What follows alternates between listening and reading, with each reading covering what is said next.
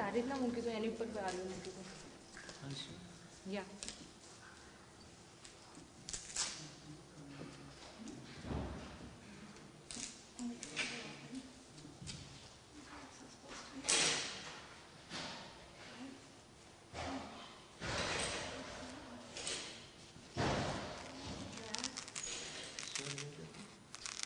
મેં એક વાર જોયું તો મને ખબર.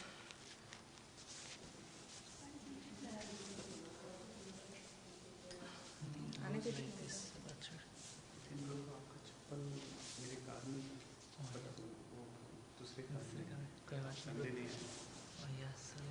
चप्पल इज दिस बराबर है?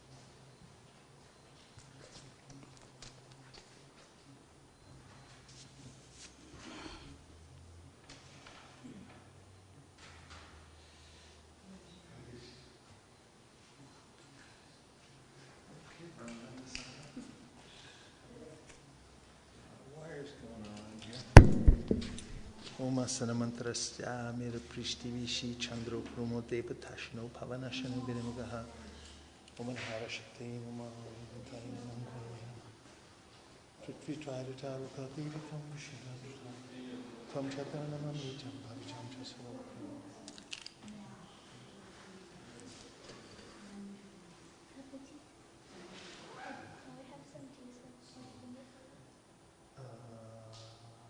A little late now. But can you turn this drum? And you can take that one over. Okay. Somehow, that's mine. That's Okay. The last slide, I thought that's when we can do the exercise for the parent to do it earlier. I just added this last slide. Yeah, I saw that. We can, at this time, we can do the exercise. Can you put that in the USB, please?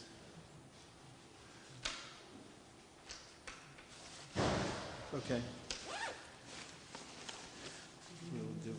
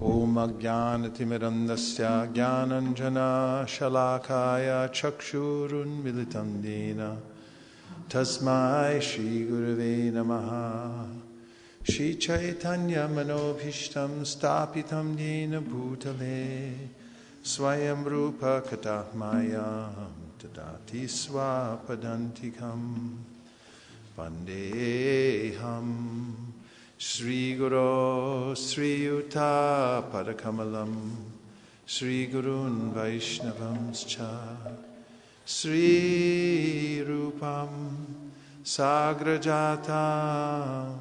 Sahagana Raghunatham Vitam Tam Sajivam Sadvaitam Sadvatutam Parijana Sahitam Krishna Chaitanya Devam Sri Radha Krishna Padan Sahagana Lalita Shri Vishakanvitamscha He Krishna Karuna Sindho Dinabandho Jagatpate Gopesha Gopika Kanta Radha Kanta Namostute Tapta Kanchana Gaurangi Radhe Vrindavaneshwari Rishabhanu Sute Devi Pranamami Hari Priye Vancha Kalpatarubhyascha Krupa Sindhubhya Evacha Patitanam Pavanebhyo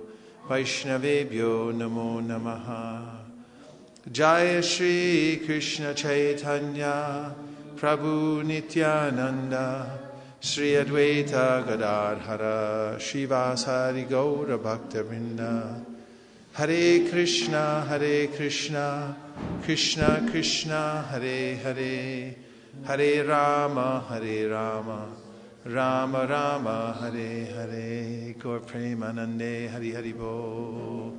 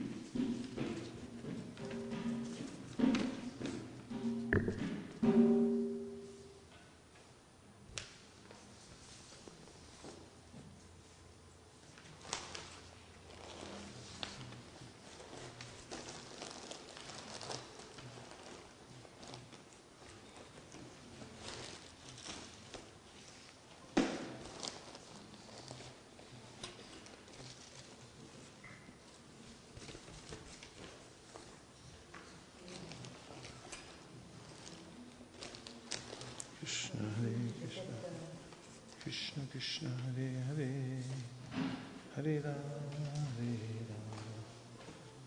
Rama Rama Hare Hare Hare Krishna Krishna Krishna Hare Hare Hare Rama Rama Rama Hare Hare.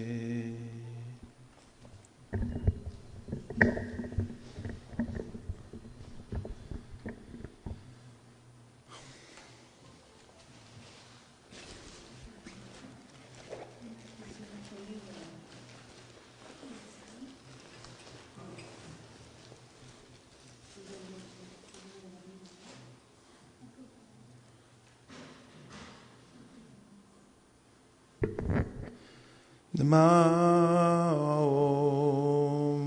Vishnu Padaya Krishna Preshtaya Bhutale Srimate Bhakti Vedanta Swami Iti Namine.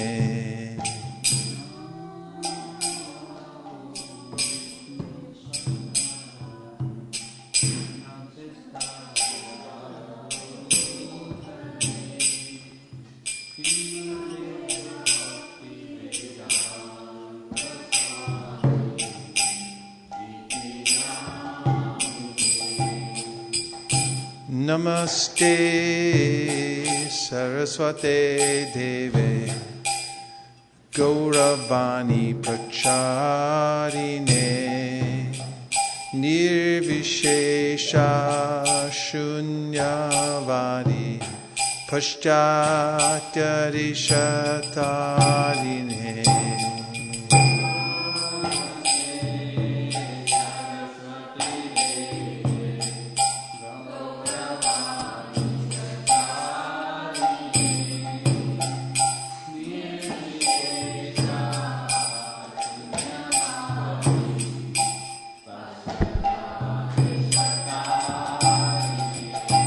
Jaya Shri Krishna Chaitanya Prabhu Nityananda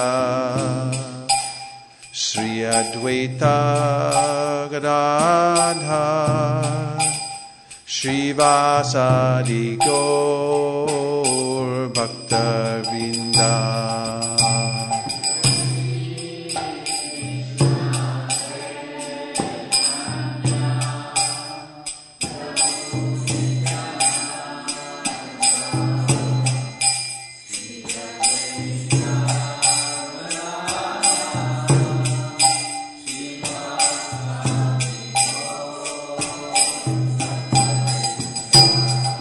Jaya Shri Krishna Chaitanya Prabhu Nityananda Sri Advaita Gadadhar Srivasadi Gaur Bhakta Vrinda.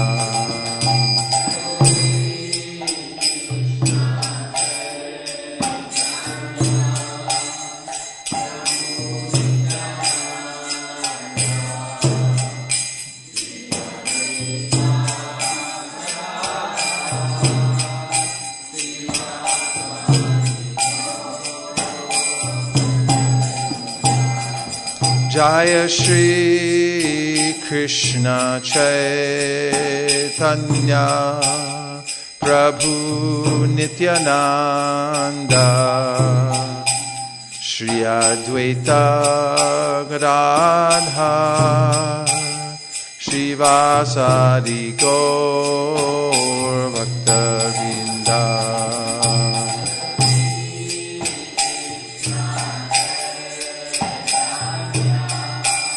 Prabhu Nityananda Sri Advaita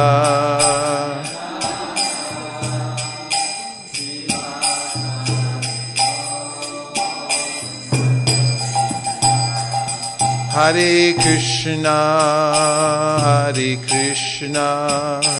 Krishna Krishna Hare Hare Hare Rama Rama Rama Hare Hare.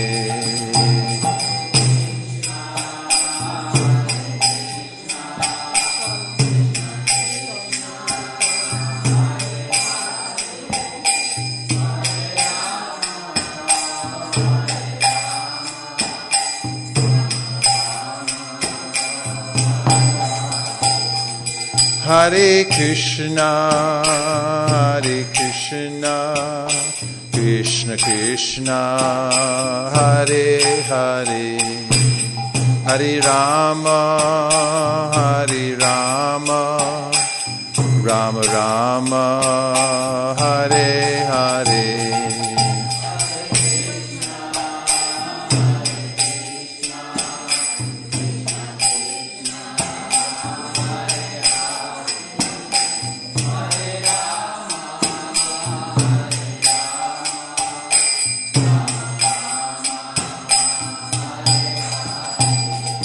Hare Krishna Krishna Krishna Hare Hare Hare Rama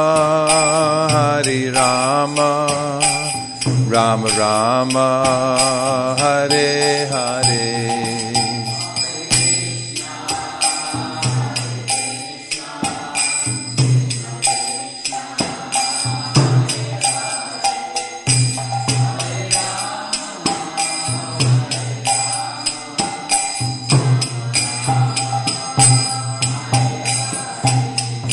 Hare Krishna Krishna Krishna Hare Hare Hare Rama Rama Rama Hare Hare.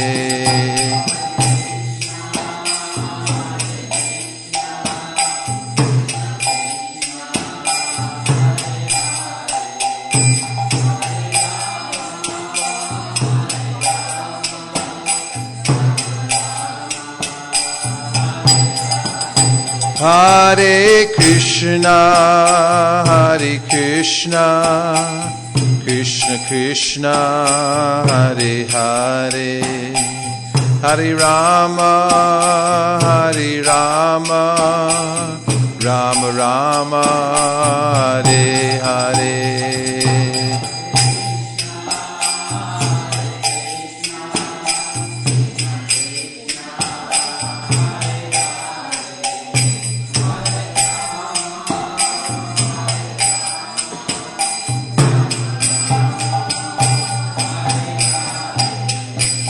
Hare Krishna,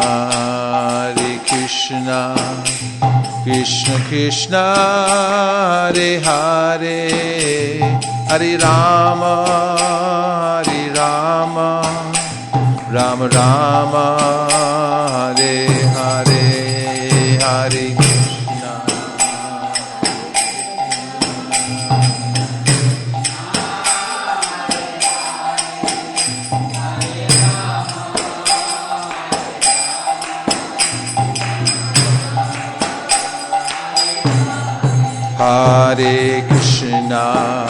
Hare Krishna, Krishna Krishna, Hare Hare, Hare Rama, Rama Rama, Hare Hare.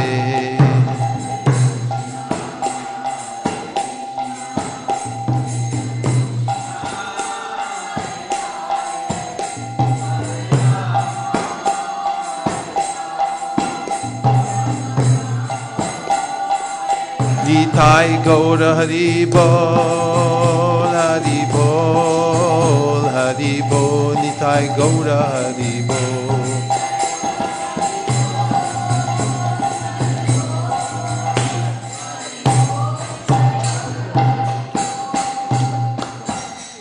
Go Premanande Hari Bol. Tonight we're talking about the power of prayer that's too loud. And of the 9 items of devotional service, Vandanam, or offering prayers, is one. And in the prayers that Prahlad Maharaj offers to Lord Nrsingadev, he says something about the Supreme Personality of Godhead, Lord Nrsingadev, in the following prayer. Naisha paravara matir bhavato nanusyaj jantoryatatma surido jagatastatapi sangsevaya suratarorivate prasada sevanurupa mudayo naparavaratvam. Unlike an ordinary living entity, my Lord, you do not discriminate between friends and enemies, the favorable and unfavorable.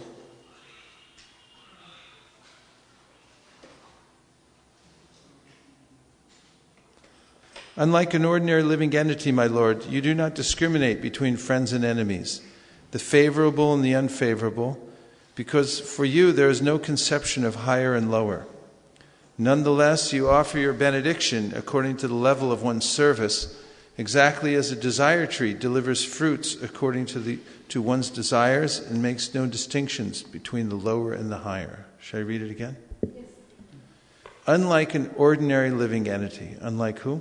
Ordinary. My Lord, you do not discriminate between friends and enemies, the favorable and the unfavorable, because for you there is no conception of higher and lower. Nonetheless, you offer your benedictions according to the level of one's service, exactly as a desire tree delivers fruits according to one's desires and makes no distinction between the lower and the higher. Srila Prabhupada's purport. In the Bhagavad Gita 4:11, the Lord clearly says, Ye yata mam prapadyante tams tatayava bhajamyaham. As one surrenders unto me, I reward him accordingly. Can you turn that on? As stated by Sri Chaitanya Mahaprabhu, Jivera Swarupoi Krishnera Nityadas. What does that mean? Those who are engaged in the devotional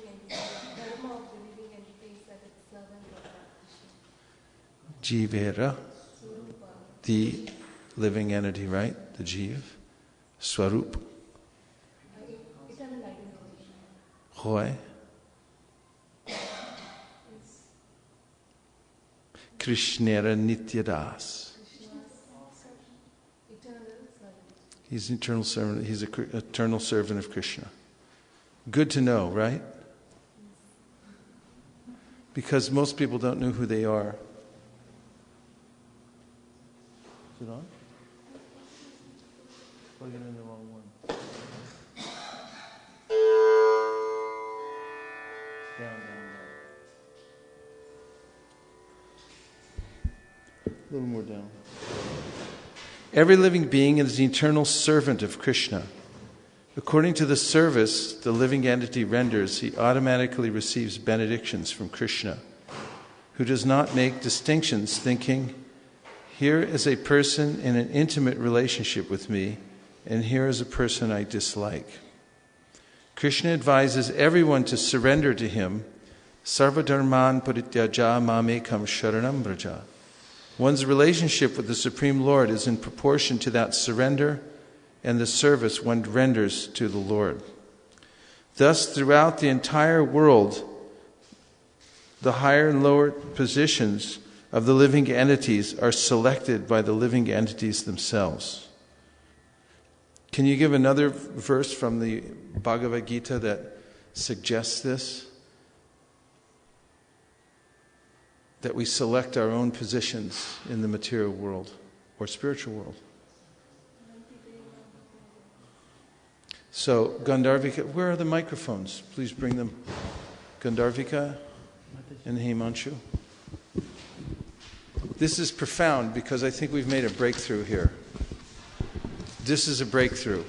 Our lives may never be the same after we hear the answer to this. There is a way in which we choose our own position in the material or spiritual world. Couldn't this change everything? What verse number? Where? 8.5 and Okay. page number 99 from Bhagavad Gita, Shloka book. Okay. Santakale cha mameva smaran muktva kalevaram yaprayati samadbhavam yati nasti atra samshayaha. And whoever at the end of his life quits his body remembering me alone, at once attains my nature. Of this there is no doubt. Means whatever we think, that's what we become. Okay, that's in the neighborhood. Anything more direct? So this is 9.25 from Bhagavad Gita. Yanti deva vrata devan pitran yanti pitra vrata bhutani yanti bhutejya yanti mat yajino api mam. So those who worship the demigods will take birth among the demigods. Those who worship the ancestors go to the ancestors. Those who worship ghosts and spirits will take birth among such beings, and those who worship me will live with me. Okay. He's saying go where you like. It's up to you. However you direct your worship. Part of worship is prayer. Where we're directing our prayers, that's where we're going to go. Yes. This is 8.6 and it says Yam yam vapi smaran bhavam tyajyat yanti kalevaram tam tamivaiti kaunteya sadatat bhava bhavita. Whatever state of being one remembers when he quits his body, O son of Kunti, that state he will attain without fail. Meaning that you have a way of controlling what you think about also, right? Because the rest of the Bhagavad Gita also, in other parts of the Bhagavad Gita, Krishna talks about how we should direct our consciousness in a certain way and cultivate consciousness. So I'll read this sentence again. Thus, throughout the entire world, the living entity, thus throughout the entire world, the higher or lower positions of the living entities are selected by the living entities themselves. There you have it, in black and white. If one is inclined to dictate that the Lord grants something, one receives benedictions according to his desires. If one wants to be elevated to the higher planetary systems, the heavenly planets, he can be promoted to the place he desires. And if one wants to remain a hog or a pig on earth, the Lord fulfills that desire also. Therefore, one's position is determined by one's desires. The Lord is not responsible for the higher or lower grades of our existence. This is further explained quite definitely in Bhagavad Gita 9:25 by the Lord himself. Yanti deva vrata devan pitrin yanti pratirvata bhutani yanti bhuteja yanti mad yajinopi mam. Some people want to be promoted to the heavenly planets. Some want to be promoted to Pitraloka, and some want to remain on earth. But if one is interested in returning home back to Godhead, he can be promoted there also. According to the demands of a particular devotee, he receives a result by the grace of the Lord. The Lord does not discriminate, thinking, here is a person favorable to me, and here is a person who is not favorable. Rather, he fulfills the desires of everyone. Therefore, the Shastras enjoin, akama sarva kamo va, moksha kama udarati, tivrena bhakti yogina yajeta purusham param. Whether one is without desire, the condition of the devotees, or is desirous of fruitive results, or is after liberation, one should, with all efforts, try to worship the Supreme Personality of Godhead for complete perfection, culminating in Krishna consciousness. That's from the Bhagavatam 2.3.10. According to one's position, whether as a devotee, a karmi, or a jnani, whatever one wants, one can get if one fully engages in the service of the Lord. Comments?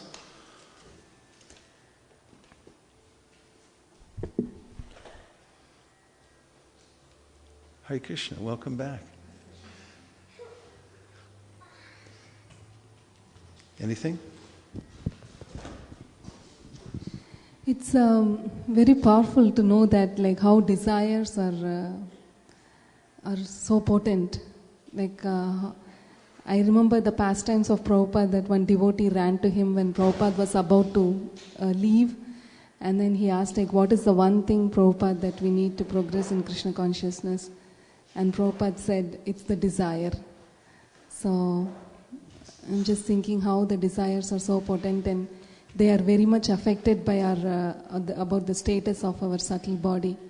They really show where we stand in our consciousness and evolution.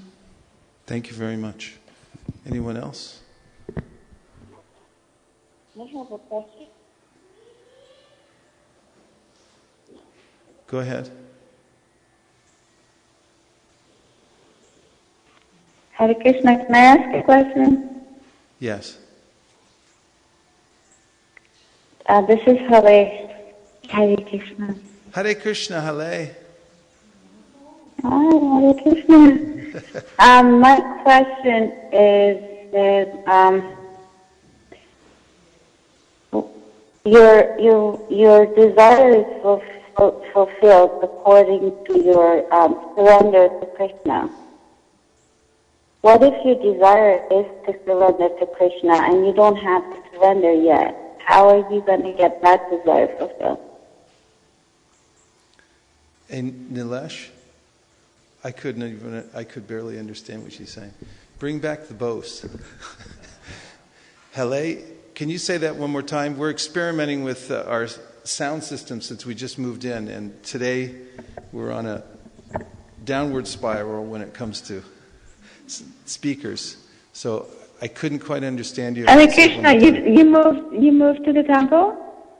Yeah, we're in it now. Wow, congratulations. Very cool. Haribol. Nice. Should I ask my question now? Yeah.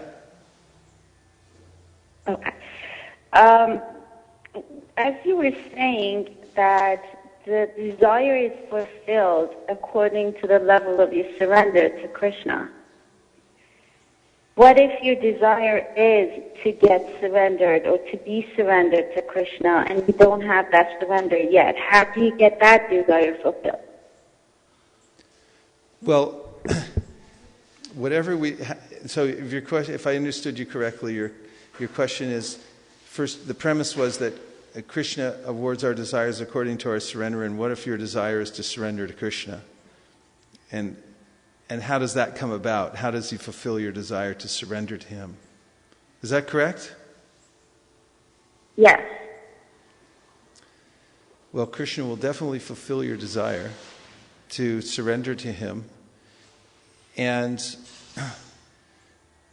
there's a way in which, after being implicated in the material world for some time, the process of sharanagati or surrender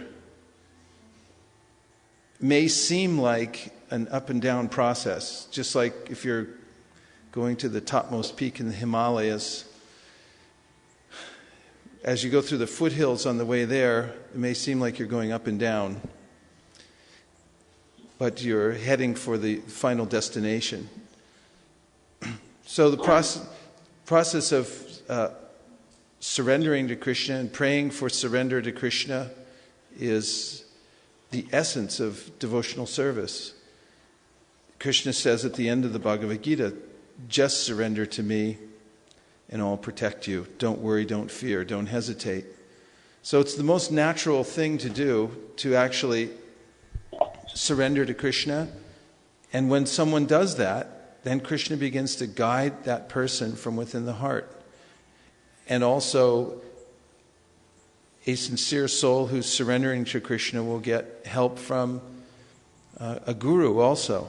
Brahmanda Brahmate Kon Bhagyavan Jeev Guru Krishna Prasadi Pai Bhakti Lata Beach. Krishna says that when somebody is wandering in the material world and fortunately gets this desire to surrender, then Krishna gives him Guru and the Guru gives him Krishna. So this is a very fortunate desire to have, to surrender to Krishna, and if one prays for that and cultivates that desire, then one's spiritual life opens quite naturally by the grace of Krishna. And there may be obstacles, because although I sincerely may want to surrender, I'm already implicated in the material world, and there may be obstacles to overcome in the process. So there may be a process. There will be a process. Yes. Yes. Hare Krishna. Okay, Hale? Yes, thank you. What is prayer? According to the dictionary, it's a solemn request for help or expression of thanks addressed to God or an object of worship. And there are many different kinds of prayers. We have a list that we'll talk about in a couple of days when we're continuing to explore the prayer and what it is. Even in general terms, people pray to ask things from the Lord, to submit themselves, to worship or pray. And they come in the form of hymns, like beautiful songs, or even sometimes they're spontaneous, or sometimes they're incantations, so to speak. Incantation means something you say that affects change in your life. So prayer is something you can trace out in every culture. There are the whirling dervishes who pray through their dance. There are those who bow down in a scheduled measurement throughout the day and offer special kinds of prayers. In our tradition, there are many, many different kinds of prayers and ways to pray. But it's universal. It's natural, because the soul is a servant of God, and there's a way in which we're in a helpless condition in the material world. Nityam nityanam chaitanas chaitananam ekobahunam yo vididhati kaman. We are dependent. This is what the Shastra says. We're eternal souls, but there's one eternal soul who's maintaining all the others, who's the supreme controller. As Brahma noted, Ishvara Parama Krishna, Sakchidananda Vigraha, Anadiradir Govinda, Sarva Karana Karanam. That Krishna is the supreme Ishvara, he's the controller. And I'm not. And as I move through my life, I'll realize in many different ways that I'm challenged by the force of time, by the forces of nature, and so forth. And there's an old saying that there are no atheists in foxholes, meaning that during the wartime, in the heat of battle, soldiers are taught to dig a hole that they can climb into to protect themselves from flying bullets and the onslaught of the enemy. And in that situation, people become resigned to the fact that they're at the mercy of the external environment, that at any second they could die. Normally, I think, I'm okay. I have a full tank of gas, and I have a full bank account, and plenty of food in the refrigerator, and I think I'm okay. And the weather's good, so no problem. But as soon as there's an earthquake, as soon as there's a phone call that says you have to go to the oncology ward to have a biopsy, then immediately the prayer process starts, doesn't it? As soon as you get the phone call and they say, we want to take a biopsy, just the word itself, begin to think, uh-oh, I better pray. And that, it brings out a natural tendency in the living entity to take shelter of a higher authority. Krishna is benevolent, as he says in the Bhagavad Gita, Suridam Sarvabhutanam, that I'm the friend of all living entities.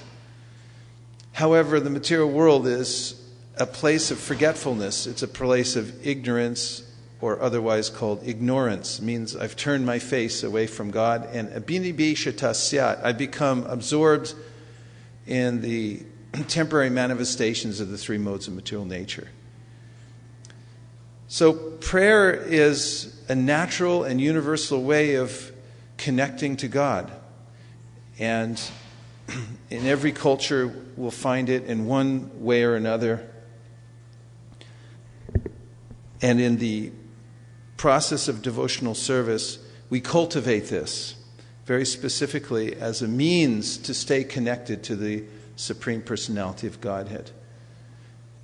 There are many notable prayers, and we'll go into those in a couple of days. But factually, prayer changes our heart, and it changes the way we look at the world, and it reconnects us to the Supreme Personality of Godhead.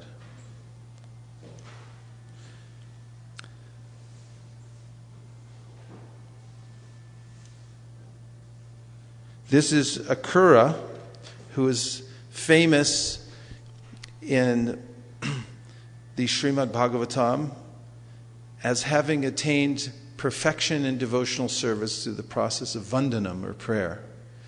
And I'm going to read you some of his prayers from the Srimad Bhagavatam because we want to hear what he said to pray to Krishna to become perfect simply by this process of praying.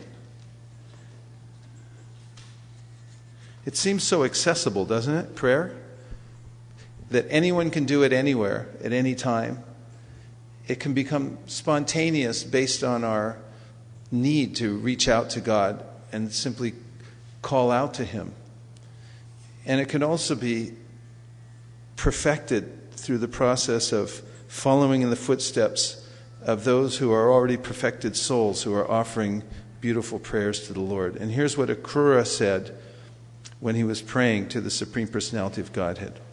I bow down to you, the cause of all causes, the original and inexhaustible Supreme Person, Narayan. From the whorl of the lotus, born from your navel, Brahma appeared, and by his agency, this universe has come into being. Earth, water, fire, air, ether, and its source, false ego, the Mahat Tattva, the total material nature and her source, the Supreme Lord's Purusha expansion, the mind, the senses, the sense objects, and the senses presiding deities. All of these causes of the cosmic manifestation are born from your transcendental body. The total material nature and these other elements of creation certainly cannot know cannot know you as you are, for they are manifested in the realm of dull matter. Since you are beyond the modes of nature, even Lord Brahma, who is bound up in these modes, does not know your true identity. Pure yogis worship you, the Supreme Personality of Godhead, by conceiving of you in the threefold form comprising the living entities, the material elements that constitute the living entities' bodies, and the controlling deities of those elements. Brahmanas who follow the regulations concerning the three sacred fires worship you by chanting mantras from the three Vedas and performing elaborate fire sacrifices for the various demigods who have many forms and names. In pursuit of spiritual knowledge, some persons renounce all material activities and, having thus become peaceful, perform the sacrifice of philosophic investigation to worship you, the original form of all knowledge. And yet others, those whose intelligence is pure, follow the injunctions of Vaishnava scriptures promulgated by you. Absorbing their minds in thought of you, they worship you as the one Supreme Lord manifesting in multiple forms. There are still others who worship you, the Supreme Lord, in the form of Lord Shiva. They follow the path described by him and interpreted in various ways by many teachers. But all these people, my Lord, even those who have turned their attention away from you and are worshiping other deities, are actually worshiping you alone, O embodiment of all demigods. As rivers born from the mountains and filled by the rain flow from all sides into the sea, so do all these paths in the end reach you, O Master. Goodness, passion, and ignorance, the qualities of your material nature, entangle all conditioned souls from Lord Brahma down to entangle all conditioned living beings from Brahma down to the non-moving creatures. I offer my obeisances to you, who as the supreme soul of all beings witness everyone's consciousness with unbiased vision.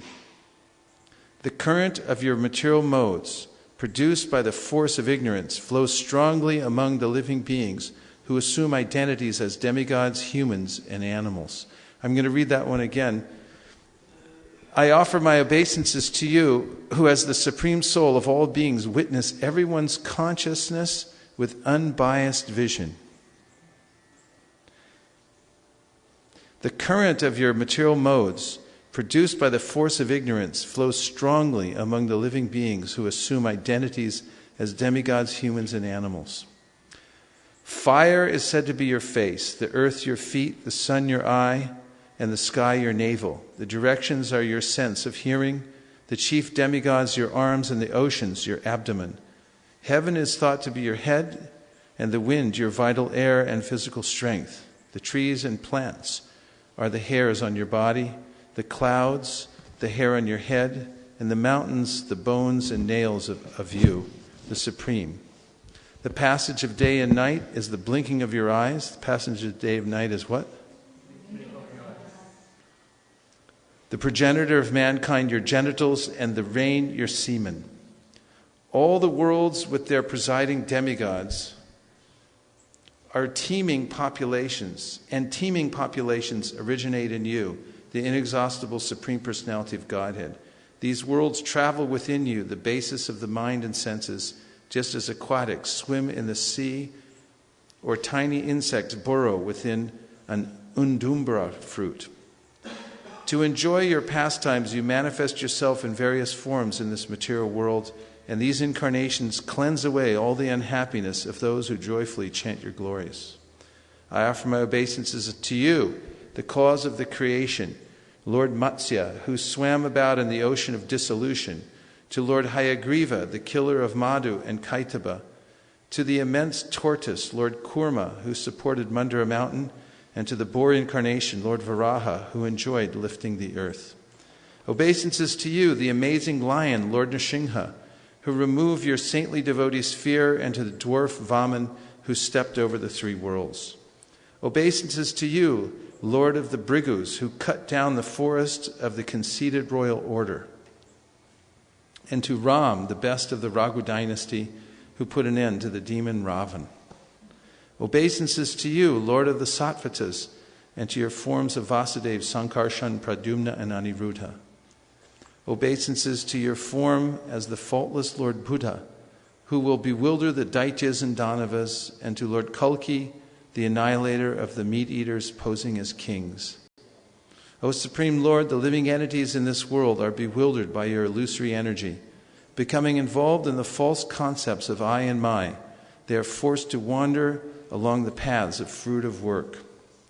I too am deluded in this way, O Almighty Lord, foolishly thinking my body, children, home, wife, money, and followers to be real, though they are actually as unreal as a dream. Thus mistaking the temporary for the eternal, my body for myself, and sources of misery for sources of happiness, I have tried to take pleasure in material dualities. Covered in this way by ignorance, I could not recognize you as the real object of my love. Just as a fool overlooks a body of water covered by the vegetation growing in it and chases a mirage, I have turned away from you. My intelligence is so crippled that I cannot find the strength to curb my mind, which is disturbed by material desires and activities and constantly dragged here and there by my obstinate senses. Being thus fallen, I am approaching your feet for shelter, O Lord, because although the impure can never attain your feet, I think it is nevertheless possible by your mercy. Only when one's material life has ceased, O lotus-naveled Lord, can one develop consciousness of you by serving your pure devotees. Obeisances to the Supreme Absolute Truth, the possessor of unlimited energies. He is the embodiment of pure transcendental knowledge, the source of all kinds of awareness, and the predominator of the forces of nature that rule over the living being. O Son of Vasudeva, obeisances to you, within whom all living beings reside. O Lord of the mind and senses, again I offer you my obeisances. O Master, please protect me, who am surrendered unto you. What parts did you like? And what did you notice? And what's the number that devotees can text in on? Just write it down and give me a chit.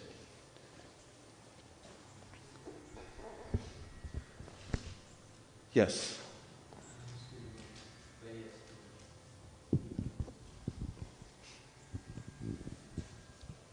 Prabhuji, the prayer is very hard for many people like me. So when we see prayers, Gajendra prayed in the desperate condition, Draupadi prayed, and Bharat prayed, Prahlad prayed, and Dhruva Maharaj prayed when they were in desperate conditions.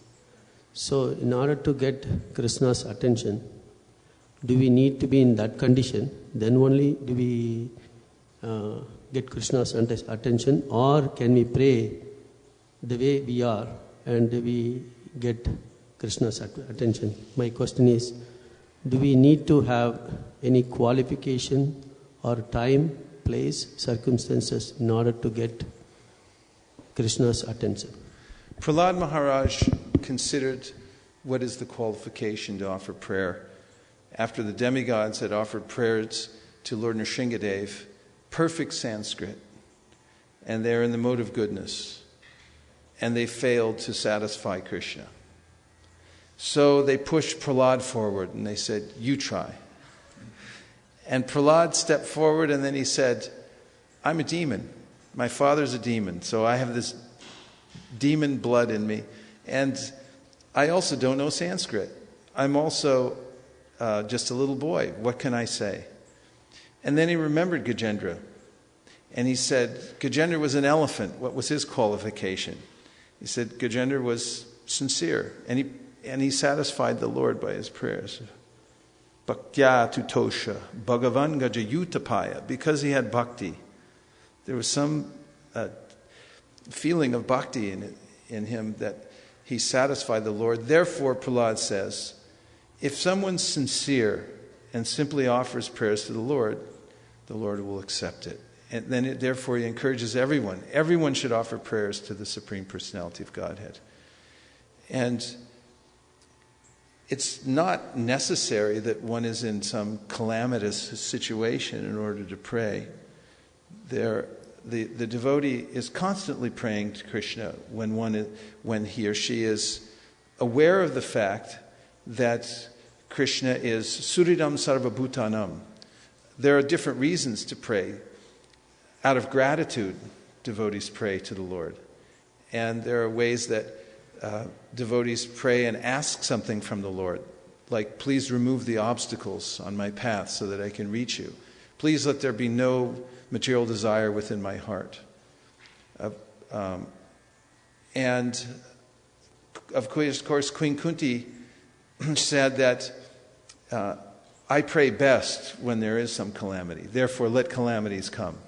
Because this definitely stimulates this feeling of praying sincerely. You have nowhere else to turn.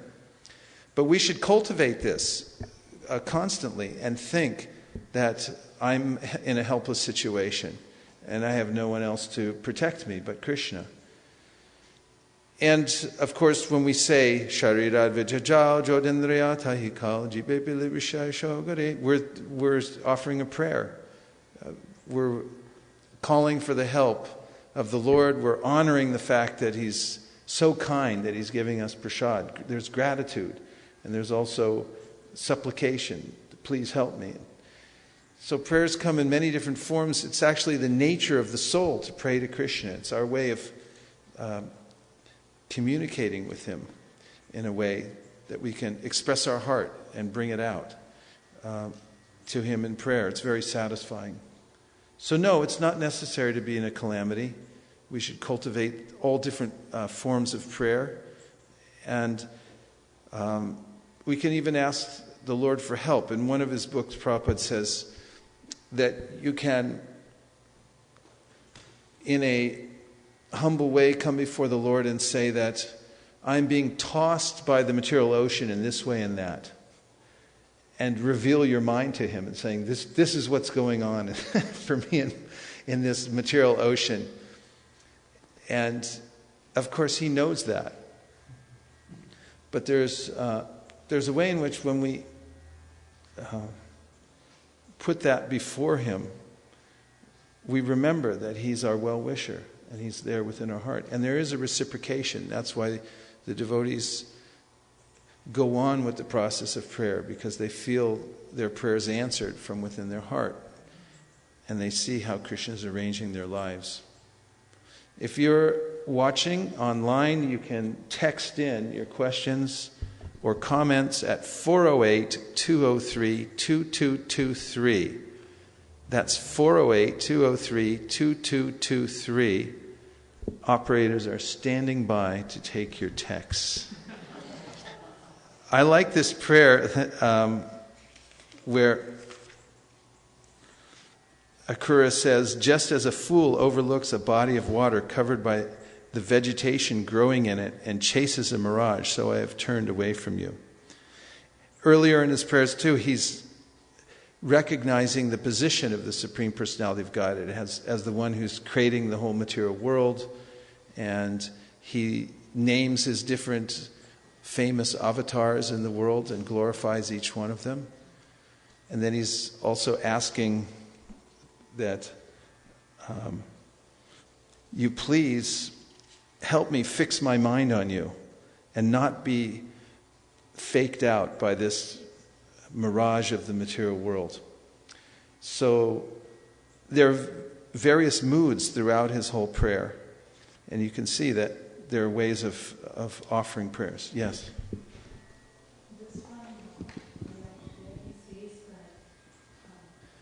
You have to use the microphone because it's a live broadcast.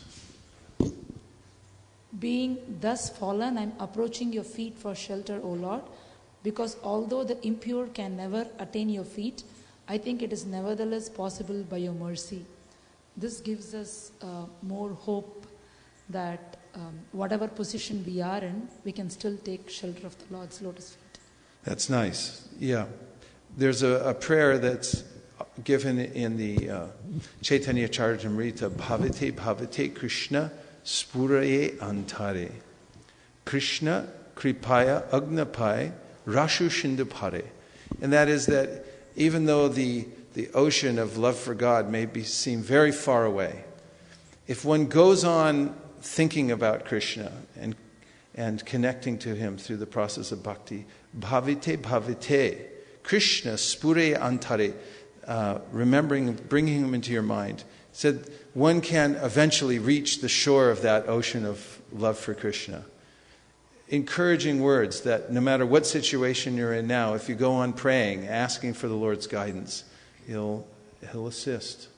It also helps to clarify our own desires. When we speak our prayers to the Lord and we hear what we're asking for, we can understand more clearly what our position is and what's actually in our heart. Sudeep. Hare Krishna Prabhuji. The entire prayers, all these are really wonderful, but the one that stuck in my mind were 10:40:24 and 10:40:27. 40:24 is, I too am deluded in this way, O Almighty Lord, foolishly thinking that my body, children, home, wife, money and followers to be real, though they are actually as unreal as a dream. And the 27 is, my intelligence is so crippled that I cannot find the strength to curb my mind, which is disturbed by material desires and activities and constantly dragged here and there by my obstinate senses. Couple of points what I found were that first of all, Akrura was saying these prayers on our behalf, as in whatever it's, as if it just felt like, yes, this is going on in quite a few of our minds. And the second thing was, it's Krishna already knows this, and as you said, it was a revealing one's heart, admitting that yes, I give up, and I surrender unto you. So this is a very sincere prayer and a sincere attempt at saying that, okay, I get it now, it's beyond me, I give up, please take over, please help me. Hare Krishna. Thank you. Nice. Hare Krishna Prabhu. So there are so many great devotees, as we read in Srimad Bhagavatam, who have offered wonderful prayers to the Lord. I'm wondering why Akrura is glorified for perfecting his life through prayers. We'll have to look into that a little more. I don't know if there's something in the commentary specifically about why his prayers are like that. But through the next 3 days, we'll investigate that. Gandharvika has some insight. No, Prabhuji, I don't have that into what Okay, make a Mataji note is of asking. that. We'll research it. No, I just thought, adding to what Rasika Mataji said, the later part of the verse 28, which says, only when one's material life has ceased, O lotus navel Lord, one can develop consciousness of you by serving your pure devotees. So he's offering prayers to the Lord, but he says that the means is by serving the pure devotees, which is the main point. And that's common in Prahlad's prayers to Lord Nrsingadev. Over and over again, he's saying, let me be the servant of your servant. And how could I ever leave the service of my spiritual master? He's the one who revealed you to me. So he's supplicating himself to the Lord, but he's not saying, I'm directly your servant. He's saying, I'm the servant of your servant, and so forth. So, yeah, hearing the mood of the devotees and how they offer prayers, the mood in which is very helpful in perfecting the process of offering our prayers. Yes. Shri Krishna Purushottam, Prabhu. Hare Krishna Prabhuji. Sometimes when out of frustration, if you pray, even Krishna will accept that also. Like, for example, one time I was in San Jose book distribution, Prabhu. There is a north part apartments. There are 25 apartments. We knocked, nobody opened the door because it's a long weekend. Out of frustration, one apartment door in front, I shouted, Jai Prabhupada. For some reason, that door inside a person is there, and he said, what's going on? And he came out. So from there, door onwards, there are a lot of people are in, like I was thinking, out of frustration, if you pray, like Prabhupada or Guru will listen. So let's all try. Jai Prabhupada! That's a good technique. So we read earlier from Prahlad Maharaj that Krishna is the desire tree. He doesn't consider the lower or the higher, but he fulfills one's desire according to how one approaches him. In the Bhagavad Gita, we know Krishna says, I'm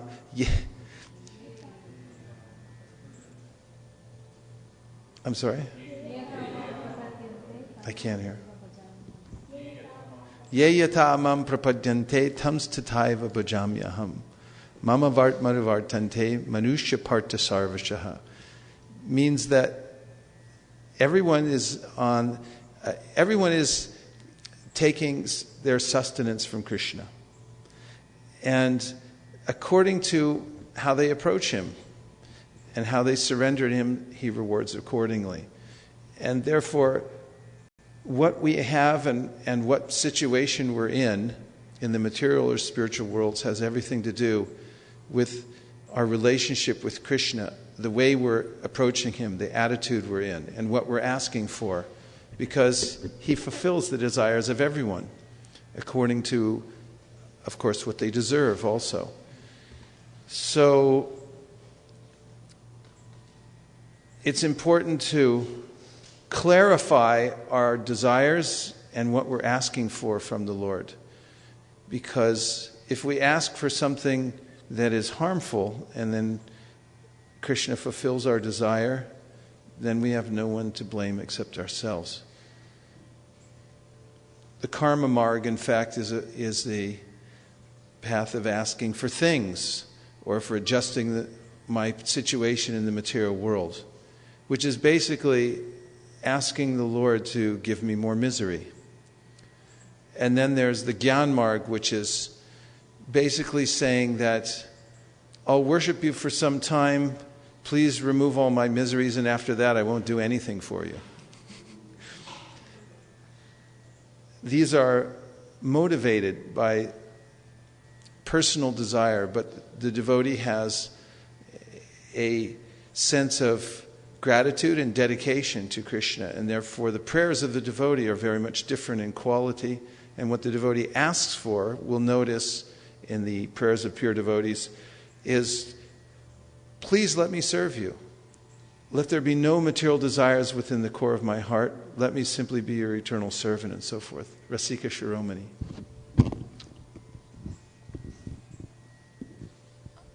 I wanted to check with you if my understanding is right.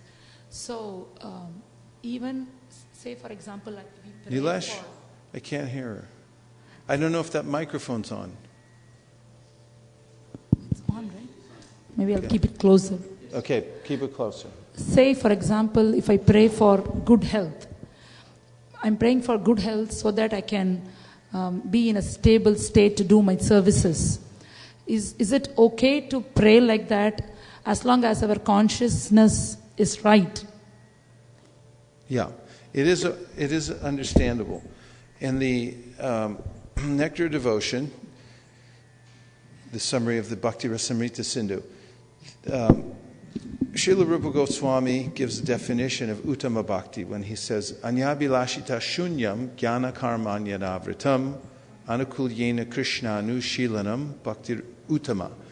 So the topmost devotional service is that which is free from all material desires, including, oops, that's way too high. Hare Krishna. Including jnana and karma, as I just mentioned, are ways in which we avoid our eternal relationship with Krishna. And this shunya means I'm free from all material desires. Doesn't include when one is in an emergency situation and asks the Lord for some kind of protection. For instance, Gajendra was in a situation in which he was fighting for his life, and he asked, my Lord, I know your pure devotees don't ask you for anything, but I have a crocodile on my leg and I would really appreciate a little assistance at this point. And Rupa Goswami explains that it doesn't rule out the asking of some protection in the normal course of life because the devotee's life is already dedicated to serving the Supreme Personality of Godhead. And therefore, those particular kinds of requests are made in an emergency, and the devotee's life is already dedicated in that way to serving the Supreme Personality of Godhead. Therefore, it's not outside the realm of pure devotional service, according to the Acharyas.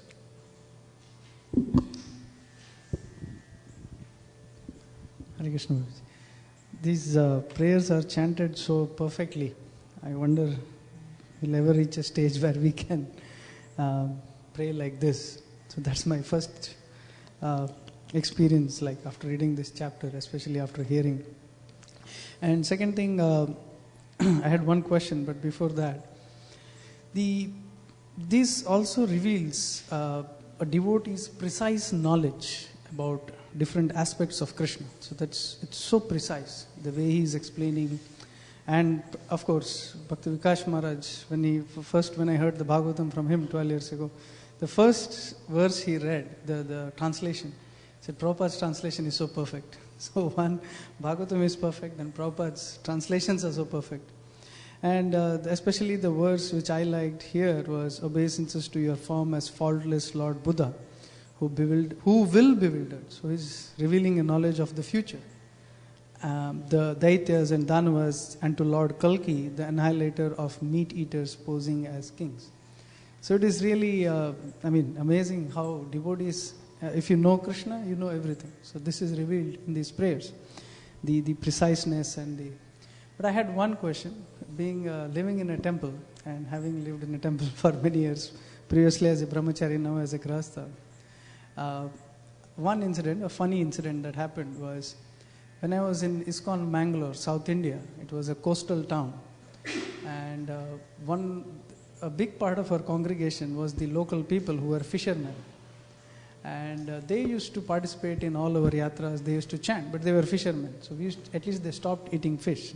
That was the best part, but they could not give up their trade. But what happened was, one year, there was a big problem with lack of fish. So they came to our temple president, they had a meeting, and they said, you should pray to Jagannath, that was her deity, for fish. So we were in a dilemma, whether to pray to the Lord to get more fish for them or not. It was a funny thing. They were a big part of our congregation. And now, being in New Vrindavan, and also with a lot of devotees coming there, you meet so many people, and you make contacts, you preach, and all that. And basically you find people coming and praying for their, please pray for our child, pray for our this, so this and that. So, like the first incident about the fish, and in general, we devotees, when we want to introduce somebody to Krishna consciousness, or they come to our temple, they definitely ask us to pray. Now, this topic has come up, so if you could throw some light on how our approach should be, although I may be having some understanding, but if you can explain, that will be, this is a little tricky, so if you can help. Jutananda Swami, many years ago, was standing outside of the Tirupati temple waiting to get in, and he heard a conversation going on amongst some college students, and they were saying how they wanted to pray to the Lord to get a good job. And he heard this conversation going on, that's what they were going to ask. And so he sort of jumped in on the conversation and said, so, what kind of job do you want? And they said, well, I want to make at least $50,000 a year. And he said, you're going to approach the Lord of Vaikuntha and ask him for $50,000 a year? And they looked at each other, thought about it for a few minutes, and he goes, okay, 100,000.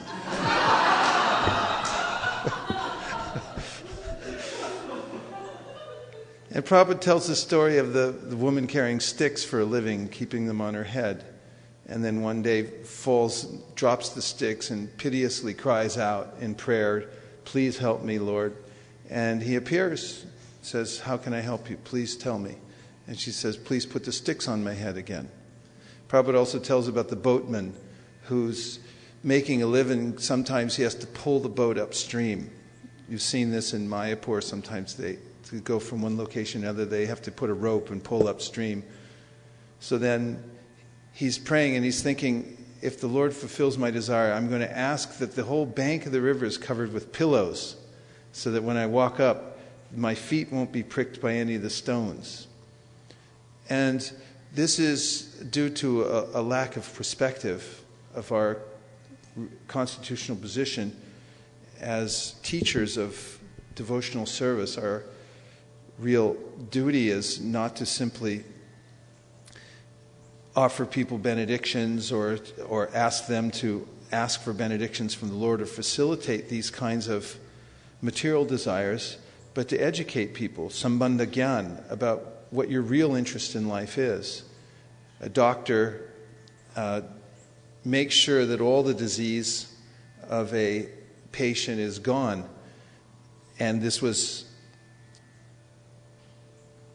something mentioned in the Chaitanya Charitamrita when Sanatana Goswami had given up everything and gone to meet Chaitanya Mahaprabhu, and Mahaprabhu had asked Chandrasekhar to make sure that he got cleaned up. He had shaved off his beard and he put on Vaishnav dress, but he was still keeping this expensive blanket that had been given to him by his brother-in-law along the way. And Mahaprabhu simply glanced at him askance, and Sanatana understood that this is not very much appreciated by the Lord, that I'm keeping this expensive blanket. So he went to the river where people were washing their clothes, and there was a Bengali mendicant who had an old torn quilt that was drying in the sun, and Sanatana came and said, "I'll trade you." And the man thought he was sort of belittling him, saying, you don't have much, I have something nice, just teasing him. But when he found out he wasn't, he agreed to the trade, and Sanatana came back with this torn quilt instead of the expensive blanket. And Mahaprabhu then said that when a physician treats a disease, he makes sure that it's gone completely. Why should he let it stay even a little bit? Because it can come back at any time. So it's not our business to pray for people to become more entangled in the material world or to support them in some kind of activity that will bring them more suffering or karma. But it is our duty to point out to them how they're implicating themselves more by asking for the wrong things, because Krishna is a desire tree. Why should they ask for that? Yes, Himanshu. Hare Krishna, Prabhuji.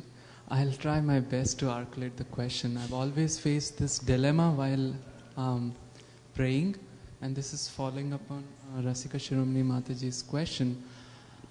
So we read in the Bhagavatam the consciousness of the exalted devotees. I mean, they are aware of their eternal constitutional position.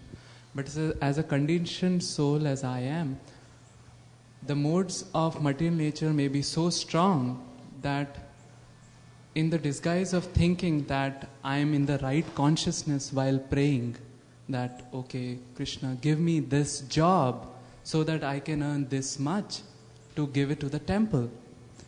But because of the conditionings, that may not be right at all. I may get completely entangled.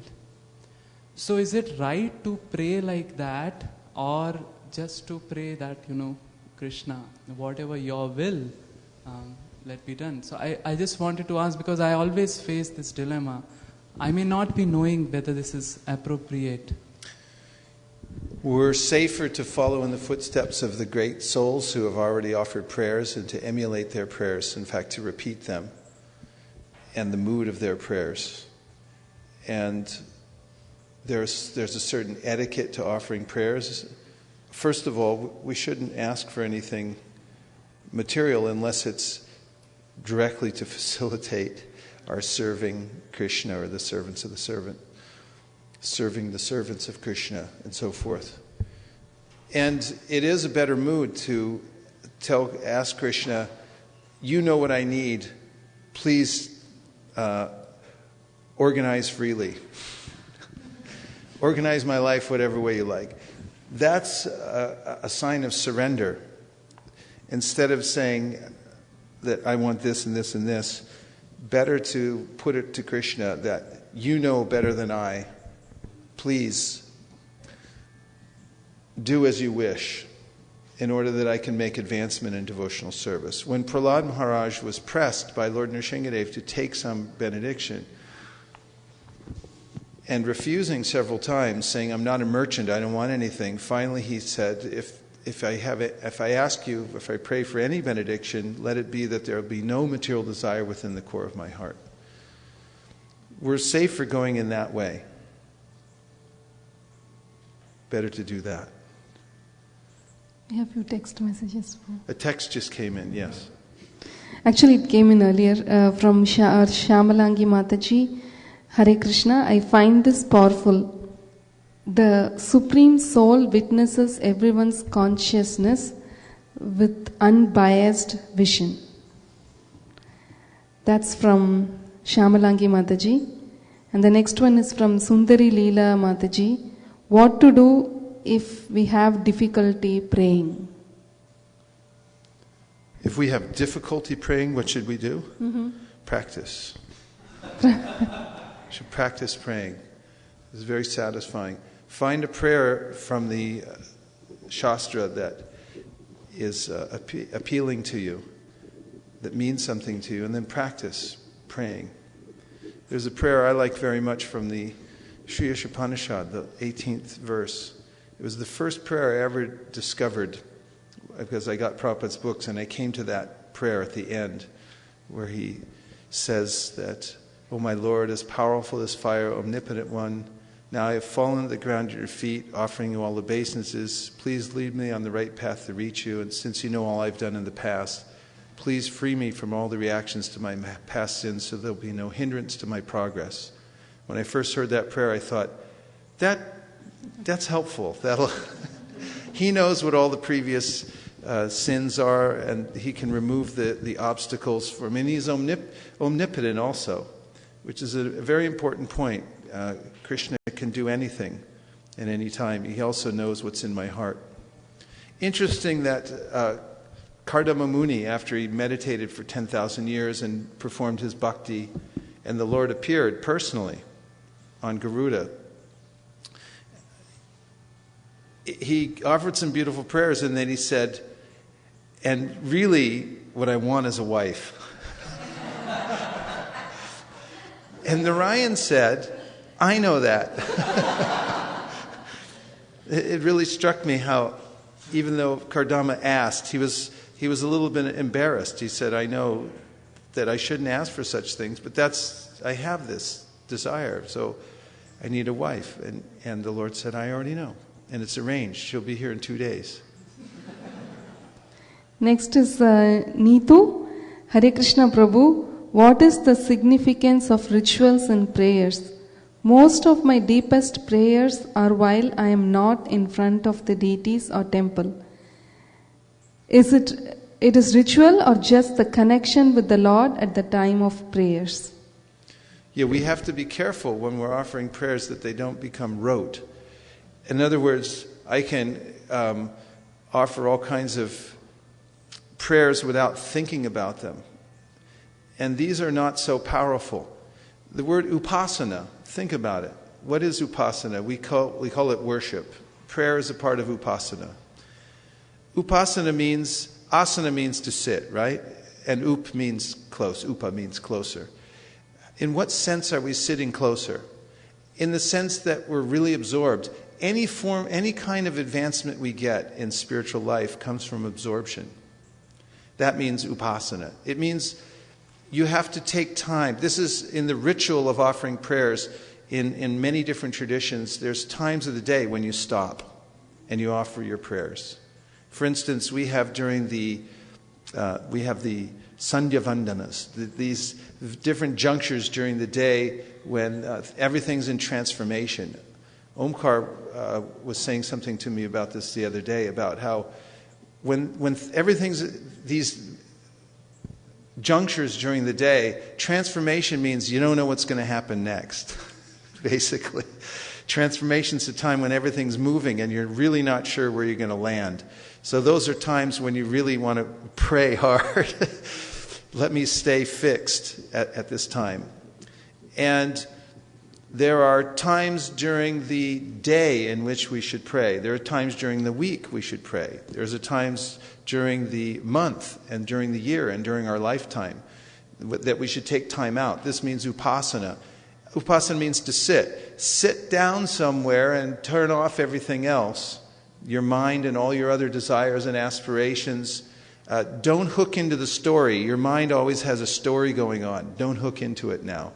Hook into the prayer. It's meant to take us to the Lord. And this is upasana. This is what real worship means. To sit down and come closer to Krishna. You can do it. That's your nature. You can come closer to the Lord. And that's what prayer means, to come close. Upasana. Sit down, turn off the story, don't hook into it. And now tune in, hook on to the prayer. And that's what seems to be ritual. When devotees stop and they'll do their prayer during certain times of the day. The Muslims, they pray, they'll stop wherever they are and bow to Mecca. There are Jewish prayers. Christians perform prayers on Sundays and other times. And any of these can become ritualized in the sense that we forget about them. I don't think ritual necessarily means that it's niyamagraha, that we're doing it just for the sake of doing it. But there is a way that prayers can become niyamagraha. It means that we're just doing it, but we're not sure why. We forget the purpose behind it. So the feeling has to be there for it to be very powerful. And even if the prayer is not technically correct, if the attitude is correct in offering the prayer. Just like Gajendra, he didn't know what he was saying, really. But his attitude was correct.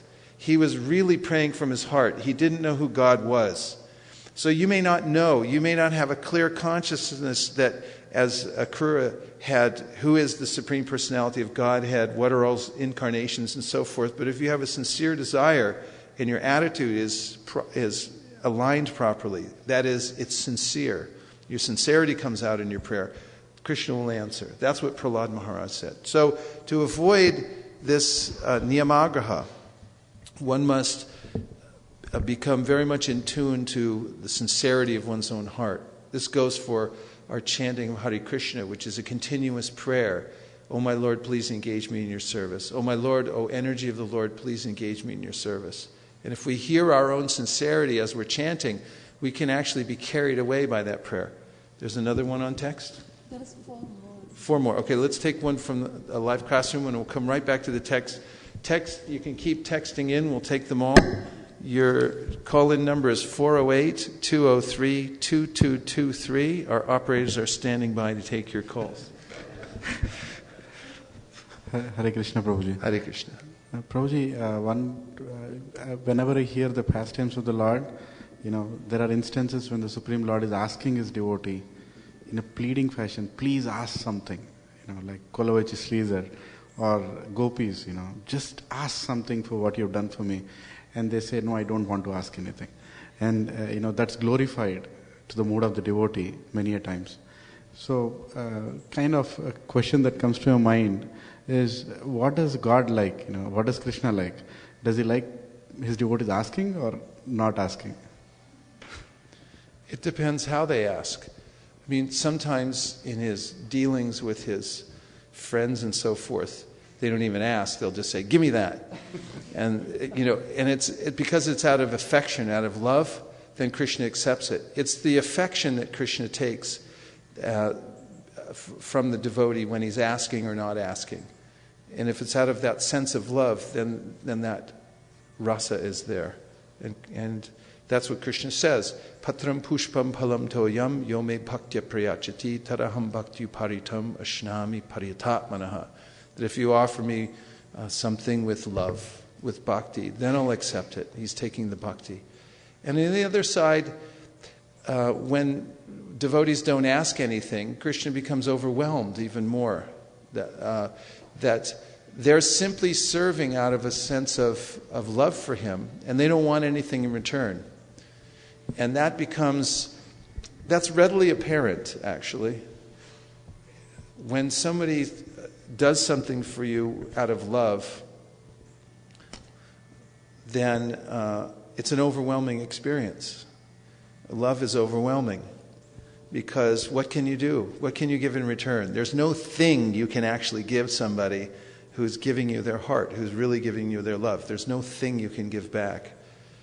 And Krishna mentions that his devotees, although he says in the Bhagavad Gita, he has this eternal statement, Ye yata mam prapadyante, tams tataiva bhajamyaham. As they surrender unto me, I reward them accordingly.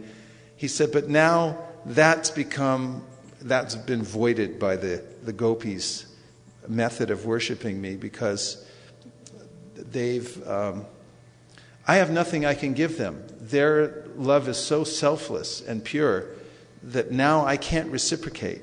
I can't give them anything in return. He says you'll have to be satisfied with your own devotion to me. Be satisfied with that. So this is the kind of competition that goes on, as mentioned in the Chaitanya Charitamrita, between the devotees and Krishna. Krishna's always trying to give to the devotees, and the devotees are always trying to give to Krishna. And back and forth the competition goes. This is the eternal rasa between Krishna and his devotees.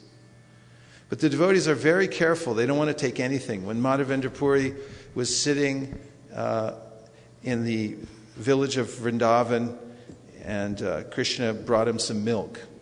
He told him that nobody fasts in our town. But Madhavendra Puri wouldn't ask anything from anybody. And there are instances, stories about Rupan Sanatan, and how, Sanatan was given some ingredients for cooking, and then later on they discovered that it was actually Radharani that brought them, and they became very distraught that they had taken any service from Radharani. So devotees are they're airtight when it comes to accepting anything in the way of tit for tat. There's no quid pro quo when it comes to taking from Krishna. Devotees want to only expand their love and their giving for him. So it's a conundrum, actually, for Krishna. It's a conundrum. Okay, there's a few more texts. Yes, Prabhu, 5 more actually. This is the one that Hansapriya Mataji asked earlier. Is it okay to find one prayer sweeter than others? Definitely. There are varieties of prayers, and they appeal to certain kinds of devotees in certain moods. We'll talk about the different kinds of prayers in different moods. Devotional service is unlimited, and there are various times of the day in which Krishna performs his pastimes. There are different methods of pleasing Krishna through the kind of music that one plays while one sings prayers to the Lord. So that sometimes it's melancholy. When Krishna is in a melancholy mood, because of his relationship with his devotees, and you play some cheery tune, it's not so nice. And if Krishna's in a cheery tune and you play some melancholy raga, it's not so nice. So we read in the Brahma Samhita that all the arts for devotional service have to do with pleasing Krishna in different cultural ways. And offering prayers is a very sensitive kind of a feeling offering to Krishna. So there are different moods and different prayers. The prayers of Rishabhadev are very heavy. Don't be a pig, and perform austerities, divine austerities. And then there are Kunti's prayers, which are offered from the feminine heart, and they're a little bit lighter, and from her relationship with Krishna. So yes, the spiritual world has all these different varieties, and we may appreciate one more than the other. Yes. Next is from Bhaktin Kara in Tennessee. Kara, yes. I have a kind of technical question. I often write my prayers to the Lord. Is this okay? Or should I always speak my prayers? Writing prayers is good. In fact, we're going to do it tonight. We have Vishakha Leela has a sheet that she's going to pass out, and we can all practice doing that. It's a very good idea to write your prayers down. In fact, I know one devotee for many years, I'm not sure if he still does it, But every day before he would chant his japa, he would always write a little prayer, and then he would put it on the altar. And then as he was chanting, he would think of that prayer. He would basically form his sankalpa. How am I approaching the Lord through his holy name? So it's a good idea. Thank you, Prabhu. Next is from Sheila, Singapore. Hare Krishna, Prabhuji. Haribo, Sheila.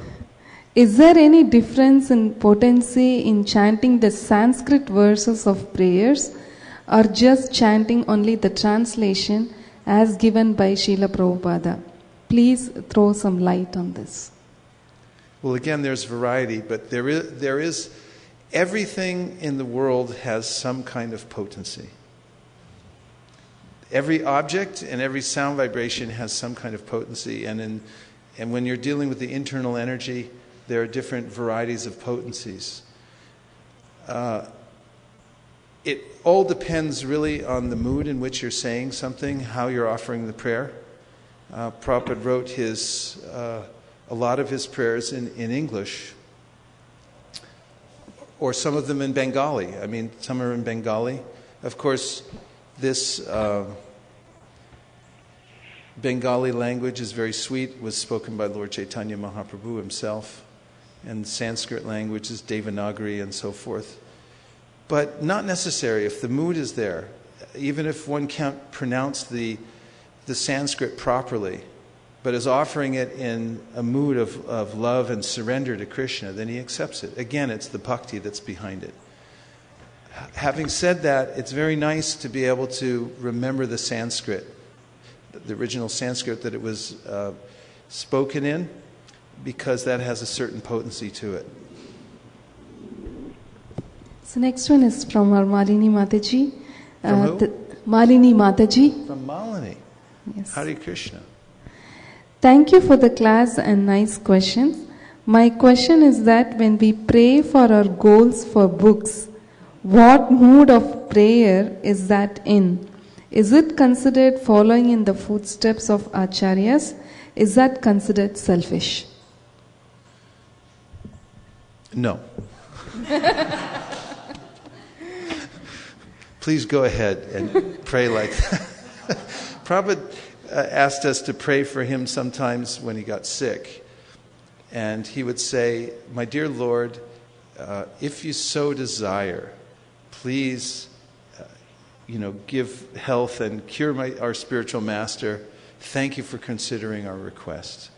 So, asking to expand the Sankirtan movement. Prabhupada did this when he came into the Boston Harbor. He said, "I want to expand the Sankirtan movement. This is the order of Lord Chaitanya Mahaprabhu. My spiritual master asked me to do it. I don't know how I'm going to do it. Please show me the way. Please help me. Please enliven them," and so forth. So if you're praying like that, please let me expand the Sankirtan movement. Let me increase book distribution and so forth. These prayers are very nice. Very nice. Hare Krishna. Thank you, Hare Prabhu. Krishna. Go ahead. Hare Krishna Gurudev, Dhanavad Pranam, Jai Srila Prabhupada. Haribol, Nikhil. Haribol. Gurudev, you mentioned the mood to pray to Krishna is, you know best. I surrender to you, and you can arrange my life as you want. But sometimes in life we become very complacent, and hence it becomes important to have some goals. Is it wrong to have goals and we work towards them? Because my dilemma is that are these goals mine, or does Krishna want me to do them? Well, we should have goals. Sankhya purvaka namagana natibi kalavasani krito. The Goswamis were very goal-oriented, in a sense, that they're counting all their sadhana. And there's a verse in Shastra that says, just as a miser counts and recounts his coins, and nowadays always looking at their account to see if, the Dow is going up or down or whatever. So similarly, the devotee should count and recount his prayers and his shlokas. How many do I have? How many am I offering? And so forth. And goal orientation. Prabhupada had this little book. It's still in it's kind of like one of these little things, about this size, sitting in his that glass case inside his room now that he carried with him. And you can see he was writing little points on there about goals he was trying to achieve for expanding his movement. So you should be motivated like that to expand your service. The prayer I was talking about, the mood of the prayer is that Krishna knows what's best for me. Therefore, don't try to direct your life, but leave it in the hands of Krishna. That's why I say if you so desire. And also, it's an act of surrender to put your life in the hands of Krishna and say, you do whatever you wish in order, you know what I need, therefore please arrange in such a way that I can just come closer to you. But those two things aren't mutually exclusive. Now I'm going to move on. Become a master asker. But we should refine our asking to ask for pure devotional service. Akama sarva kamo va moksha kama udarati tivrena bhakti yogena yajeta purusham param. This Shukadeva Goswami says, everyone's asking for something better if you ask Krishna. But even better than that, if you learn the science of devotional service and you ask for pure devotional service. Because this is what will fulfill the heart's desire of every living entity. Gratitude is a very powerful way to pray.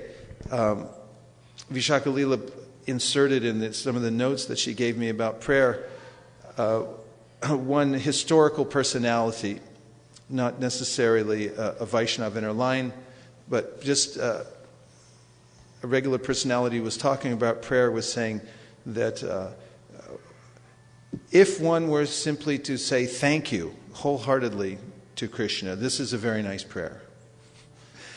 In other words, expressing gratitude to Krishna for everything he's giving. This is a way of praying. And gratitude is a way to expand the heart and our capacity, as I've said before, for appreciating Krishna is expanded through exercising our appreciation by expressing gratitude, thanking Krishna for all he's given us. This idea of thanksgiving that people in America do at least officially once a year is very good. To thank Krishna for everything he's giving us, to realize that when you turn on the water, when you're getting light of the sun and all these kinds of things, it's coming from Krishna. And this is what Shukadeva Goswami told Parikshit Maharaj, that you should become aware of your environment and see that it's all being supplied to you in a very magnanimous way by a well-wisher. And if you're in this mood of thanking all the time for what you're getting, this is a very beautiful kind of prayer mode to be in.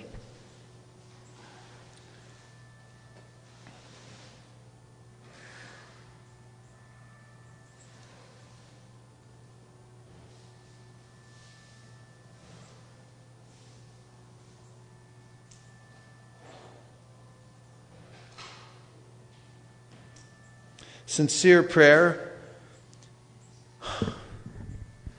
checking our heart to see what our motivations are, ulterior motives are detrimental to our progress.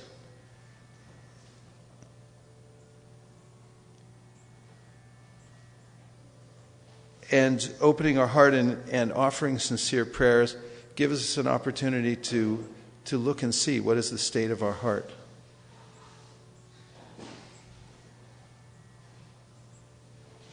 This is a mudra. Everyone try it. There are many different kinds of mudras, but this is the most important one. Krishna, please help me. Krishna, please let me be your devotee. This is a mudra of supplication. And practically it's become universal. You can see everywhere in the world. It's almost a sign of humility. Sometimes you even see people on a stage, when people are clapping for them, they'll do this, and so forth. This is the mood of surrender and offering prayer.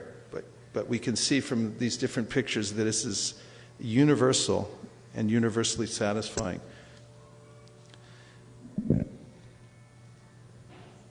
Brahma, in his prayers to Lord Krishna, gave a very good formula. Jnane prayasa mudapasya namanta eva. He said, give up the intellectual pursuit of trying to capture God. This is a way of dominating the material world on the subtle level. The disease of the living entity in the material world is to dominate, to want to control. And there's a way in which I do this through my intellect as well. I want to know everything so I can say that I know it and I have the answer and I can control it. But Lord Brahma, after overwhelmingly seeing Krishna, being overwhelmed by Krishna's power and mercy, said, I don't want to know anymore. In fact, I can't know. And anybody who says they know, fine. They can say whatever they want. But as far as I'm concerned, I give up that power of knowing who Krishna is. And I simply offer my prayers. There's a way in which through offering prayers, upasana, simply sit down and do your sadhana. Make your connection to Krishna through your prayers. Don't try to figure it out. Like, what is anadi karma? This conversation's always going on. What's the origin of the living entity? Around and around and around. It's an intellectual pursuit to try to nail it down so I can say, I got it. I'll write a book and then I've got it. I've figured it out. But Bhaktivinoda Thakur says in Jaiva Dharma, don't do this. This can be detrimental to your state of heart and your way of advancing. Prayer means I give up. I supplicate myself. Now I'm praying, Krishna, I don't know anything about you. I just know that you're all-powerful, you're all-merciful, and I want to offer myself to you. These prayers of surrender by Lord Brahma are very powerful. So there are prayers in various modes of material nature, obviously. Hiranyakashipu is praying and offering himself and making so much disturbance for everybody else. And there are people who pray to, please let me rob that person's house. Prabhupada mentions that Krishna has a conundrum in this also, because one person's inside the house saying, please let nobody come in here and steal. And the other person's saying, show me the way in. Show me the way in, my Lord. How can I steal from these people? Then, of course, there are people who are affected by the modes of material nature, lower modes, the mode of ignorance, who are thinking, let me figure out how to make a bomb so that I can kill lots and lots of people to make my political statement and so forth. So there can be prayers to God in the mode of ignorance. And in the mode of passion, this famous song in the late 1960s from Janis Joplin, who was one of the participants in the first mantra rock dance. She had a song, "Oh Lord, won't you buy me a color TV?" It was sort of mocking the materialistic culture, because this was the counterculture saying that, everyone's materialistic, you're just asking for things. Oh Lord, won't you buy me a Mercedes-Benz? She was saying all this kind of sarcastically. But, people do pray, please give me this burden of material life. And then, of course, there are humanitarians, philanthropists who will pray for the good of other living beings and so forth. So we have ignorance, passion, goodness. And then there are transcendental prayers, which are offered out of love to the Supreme Personality of Godhead. Let me be your devotee. Let me be surrendered unto you. Let my mind be drawn to you as the Ganges is forever drawn to the sea, without any hesitation or diversion to anyone else. This is the perfect kind of prayer.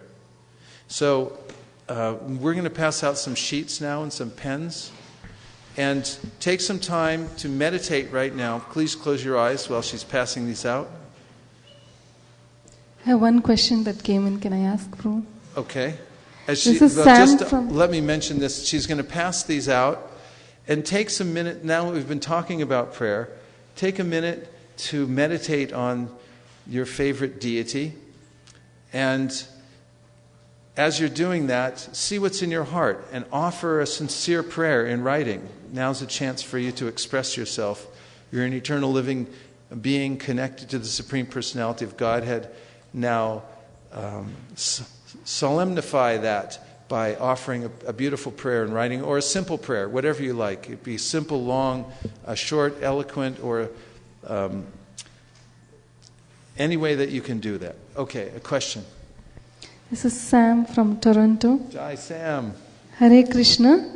Is prayer always expressed through words, or is it also valid to express what is in our heart to Krishna without putting it into words, or maybe just with the Maha Mantra? Is it more pleasing to Krishna, or somehow better either way? Either way, as long as it's done according to Prahlad Maharaj with sincere feeling. The Maha Mantra is a prayer, and we may express prayers mentally or without actually articulating them with our lips or our tongue or writing them down. Prayer is a very natural feeling, and it can come out as a supplication to the Lord that doesn't get externalized. That's possible also. May I have one also? I have a pen, though. I brought my own pen. Thank you. Take 5 minutes to yourself and write down a prayer to the Lord. And we suggest that you keep this prayer, and tomorrow when you're chanting your Mahamantra, your japa, you're doing your upasana, sitting down in an asana to come closer to Krishna, that you can meditate on this prayer and offer it before you begin to chant. Hare Krishna.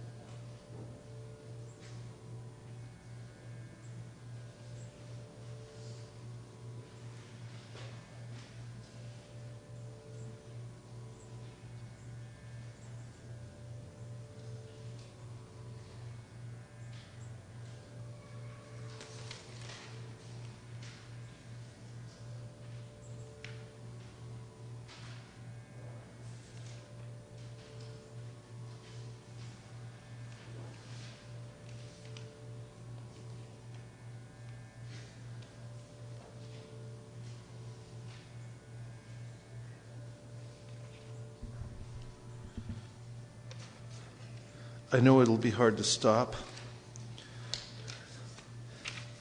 but about 10 more seconds. You don't actually have to stop. It feels so good to offer prayers, doesn't it, to write them down? But you can keep this in a book and start collecting them, these prayers, and articulate more prayers to the Lord. And I'd like to thank Vishaka Leela for putting this presentation together. She worked very hard and put together this PowerPoint within a very short amount of time. Also helped to do the research to make sure that this seminar got going, because we just decided on it a couple days ago, or maybe even yesterday, I can't remember. And we're going to continue over the next 2 sessions, that is Saturday and Sunday, with the same theme.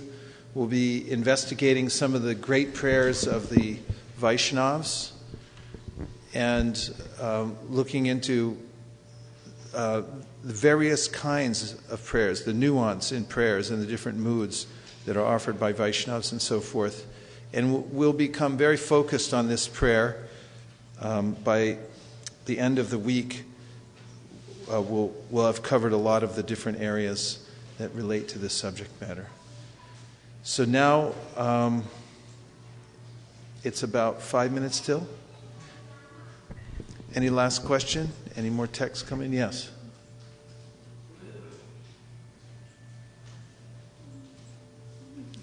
No microphone. During our conversation, you said that Gajendra did not know who Lord was and he prayed. But without knowing, so this is for my understanding, how he prayed, Agila Karanaya, Adbhuta Karanaya, Niskaranaya, Namostute.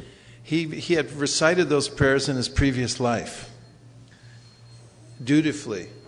And he remembered him in the next life, but he couldn't remember exactly who the Supreme was. He just had a sense, a feeling. And this is Krishna's mercy. Krishna's in the heart. Sarvasya chaham hridisani vishto mattak smritir jnanam apohanam cha. He is our impetus to actually say the prayer. When we have that feeling that we want to say a prayer, he gives us that impetus. So at first he couldn't understand. It was nondescript. And even the demigods were listening, saying, "Who's that for? Maybe us? No, that's not us. That's for Narayan." And then it became revealed to him. So at first, even Dhruva Maharaj couldn't offer prayers until the Lord touched him with his conch. And Prahlad Maharaj was blessed by Nrsingadev and so forth. So in order to offer prayers, we must also offer a prayer. Please let me offer a prayer. So let's put away the Shastra deities. Look, Pooja can't stop her prayers. She's going on and on. Let's put away all the books as quickly and as efficiently as possible. And then we're going to start the Artik.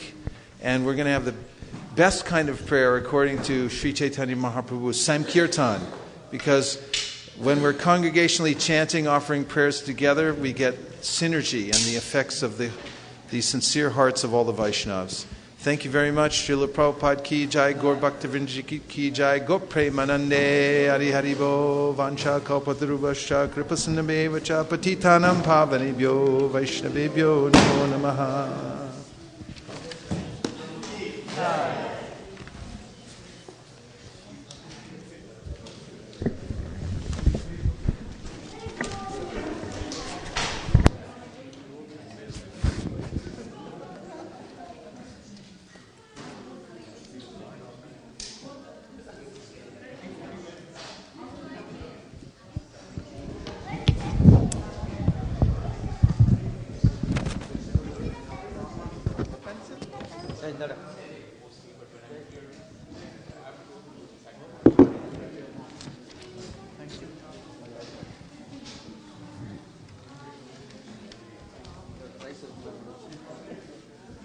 பெண்ணு கொடுங்க பிரபு.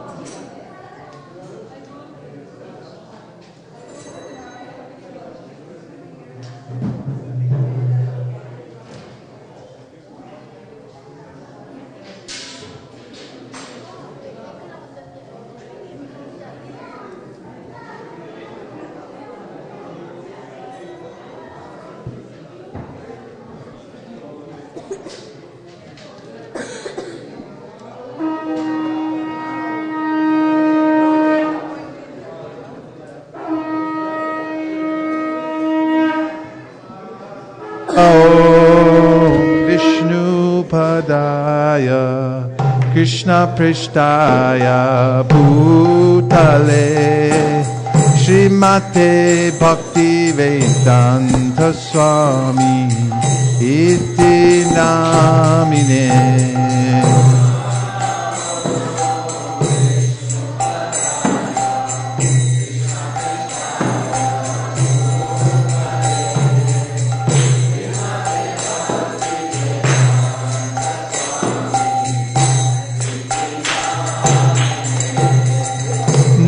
Namaste Saraswate Deve Gauravani Pracharine Nirvishesha Shunyavadi Pashtacharishatarine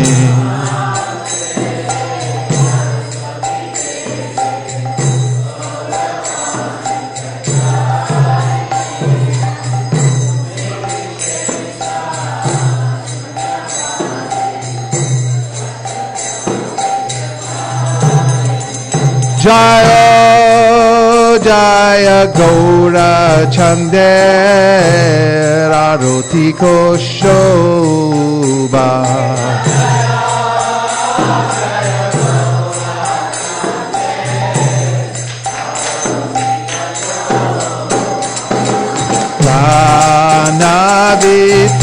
Pranavithatavane Jagamanaloba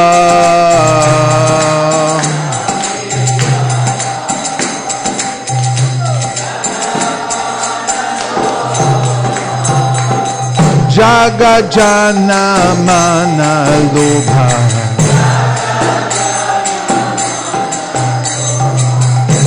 Jagajanamana-lobha Gaurangera Rotiko Shobha Jagajanamana-lobha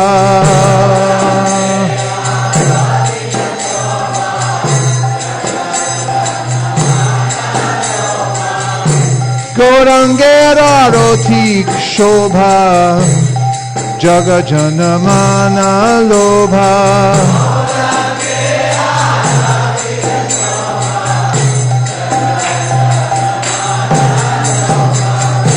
Jagajanamana-lobha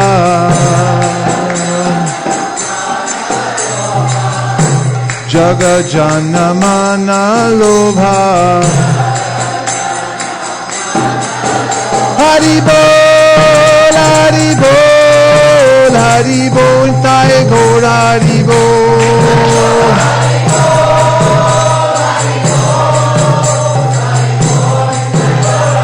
Nitai Gaur Hari Bol, Hari Bol, Hari Bol, Nitai Gaur Hari Bol.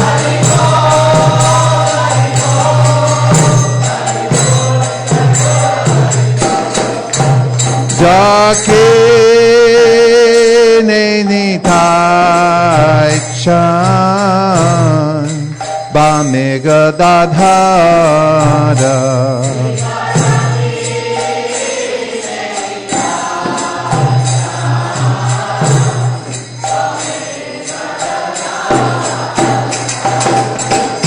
Vikate Advaita Srini Vaschatradara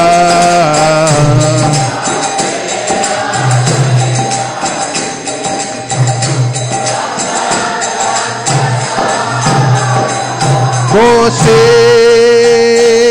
Ache Gaurachan Ratna Singhasane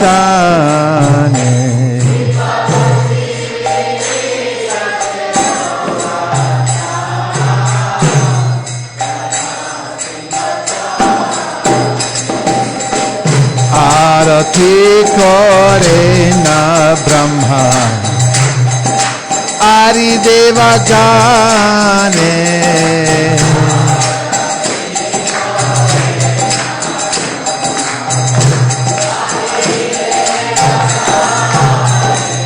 Nara Hari Kore Chamara Dhulaya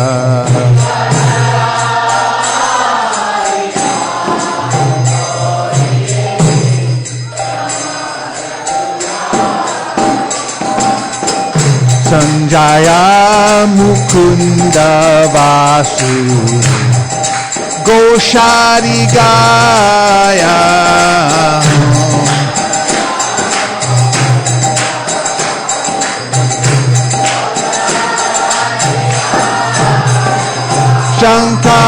Shankha Baje Gandha Baje Baje Karatala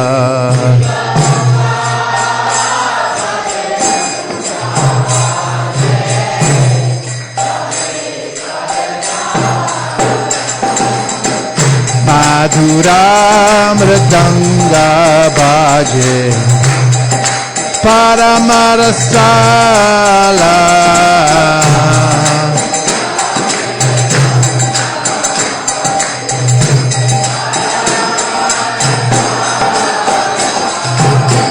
Madhura Mridanga Bhaje Paramarasala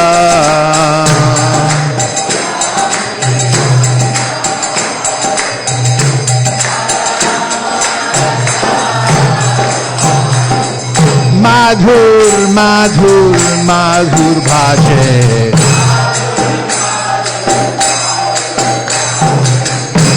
Madhur, Madhur, Madhur Bhaje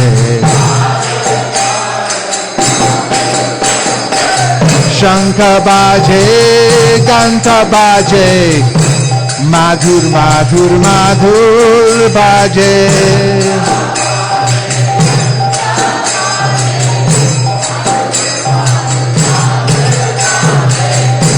Shankha Baje, Kanta Baje, Madhur, Madhur, Madhur Baje.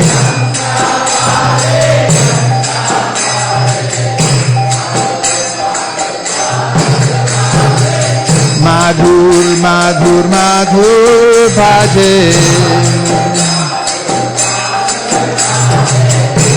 Madhur, Madhur, Madhur Baje. Hari Bol, Hari Bol, Hari Bol, Sai Gaur Hari Bol.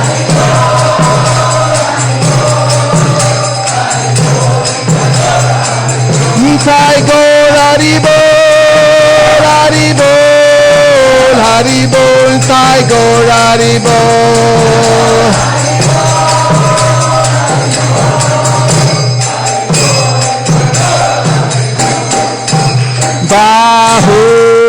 Bahu Koti Chandra Jini Vadana Ujjvala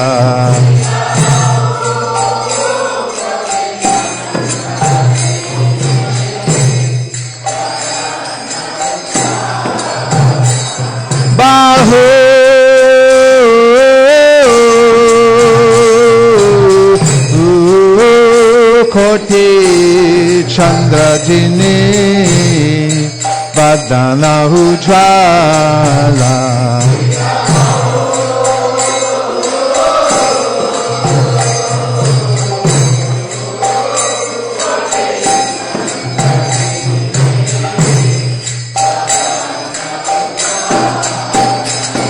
Hey Gala Deshe Vanamala Kore Jhalamala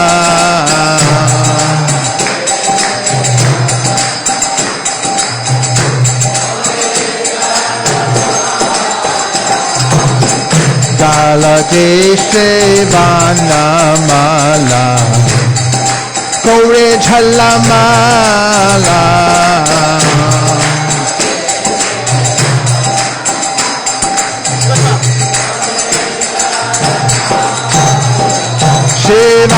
Shiva Shuka Narada Preme Gada Gaga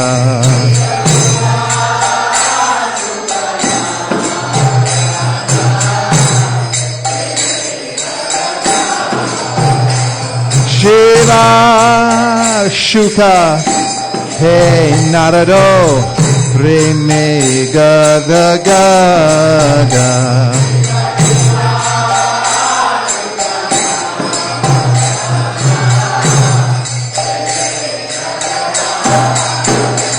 Hey Bhakti Vinoda Dekhe Gaurada Sampada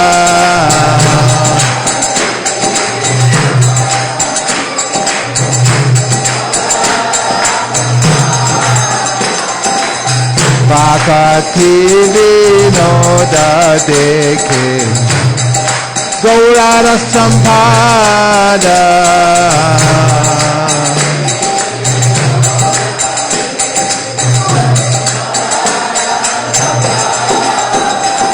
Jaya Jaya Gaura Chandel Aroti Koshoba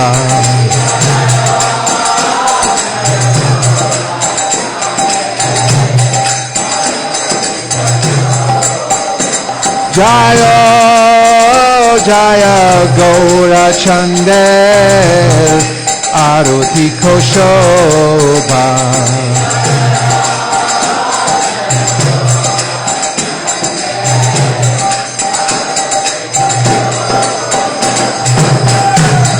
Janavita Savan Jagamanaluba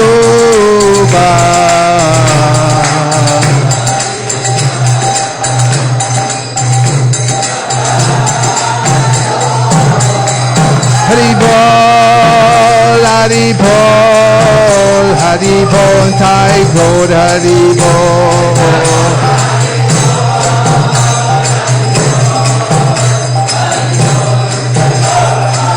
Nitai Gaur Haribo Haribo Haribo Nitai Gaur Haribo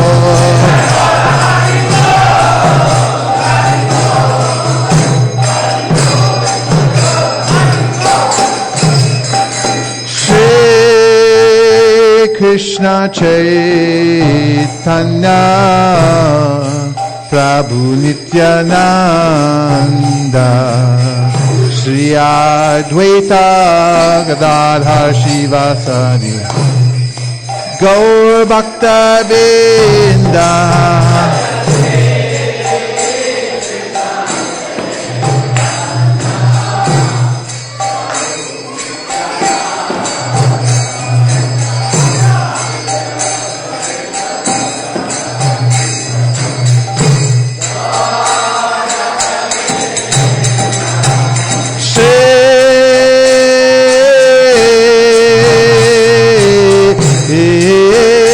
Krishna Chaitanya Prabhu Nityananda Shri Advaita Gadadhar Shivasadi Gaur Bhakta Vrinda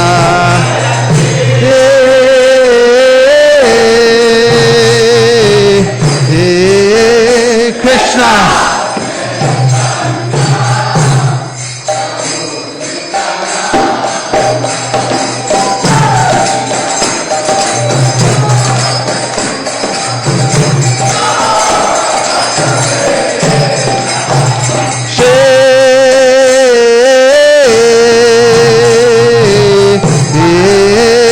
Krishna Chaitanya Prabhu Nityananda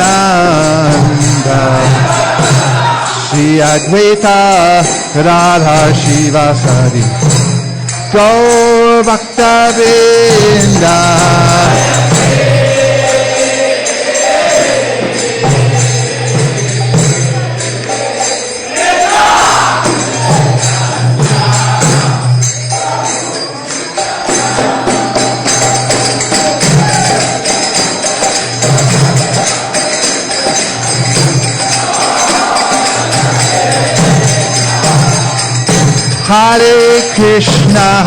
Hare Krishna, Krishna Krishna, Hare Hare, Hare Rama,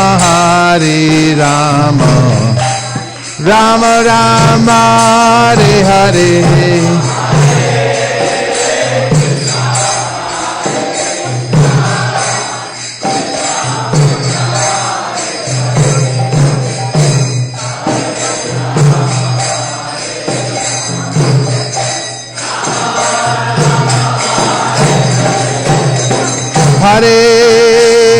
Hare Krishna, Krishna Krishna, Hare Hare, Hare Rama,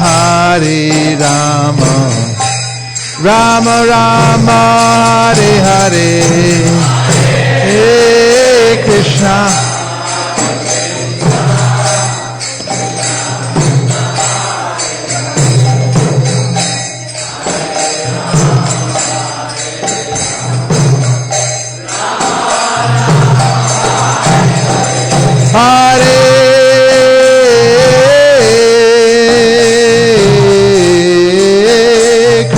Hare Krishna, Krishna Krishna, Hare Hare, Hare Rama, Rama Rama, Hare Hare.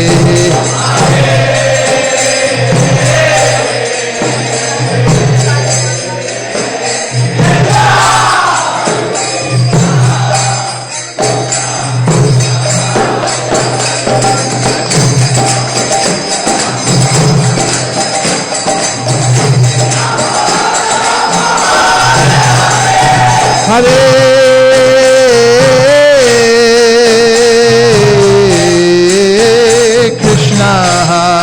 Krishna, Krishna Krishna, Hare Hare, Hare Rama, Rama Rama, Hare Hare.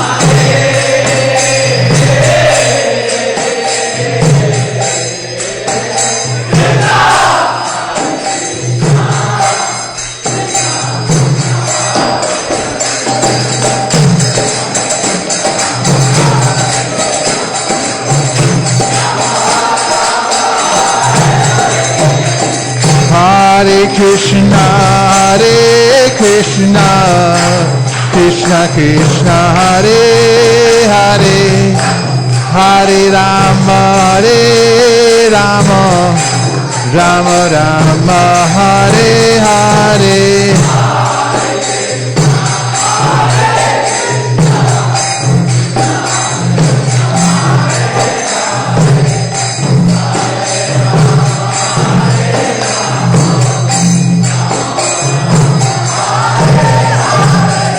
Hare Krishna, Krishna Krishna, Hare Hare, Hare Rama, Rama Rama, Hare Hare.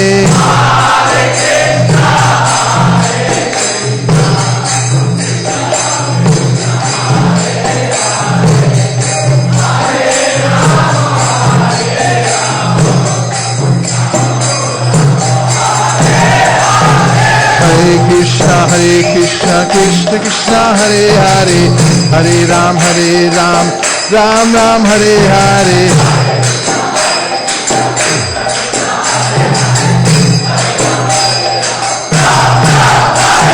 Hare Krishna, Krishna Krishna, Hare Hare, Hare Ram, Ram Ram, Hare Hare.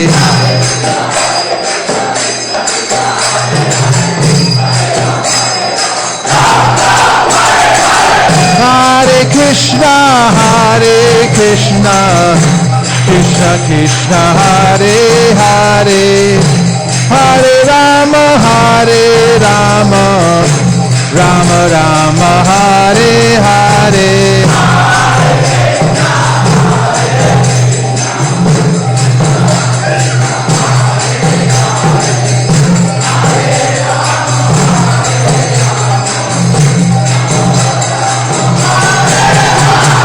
Hare Krishna, Krishna Krishna, Hare Hare, Hare Ram, Ram Ram, Hare Hare.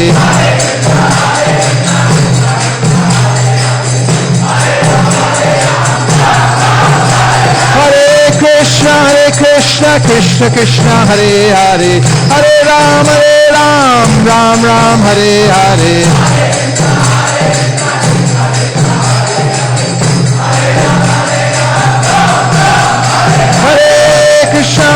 Krishna Krishna Krishna Hare Hare Hare Ram Ram Ram Hare Hare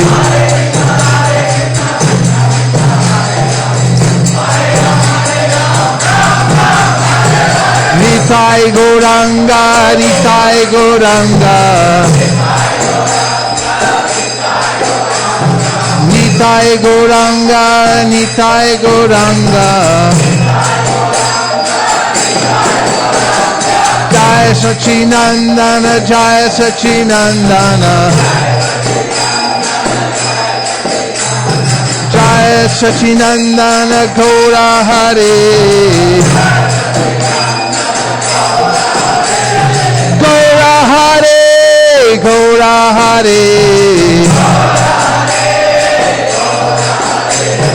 Gaura Hare Gaura Hare Hare Krishna Krishna Krishna Hare Hare Hare Ram Ram Ram Hare Hare Hare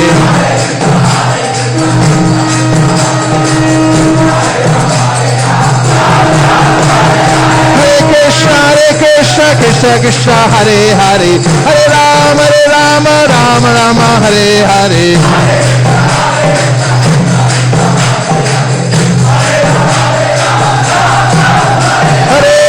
Krishna Krishna Krishna Hare Hare Hare Ram Ram Hare Hare Hare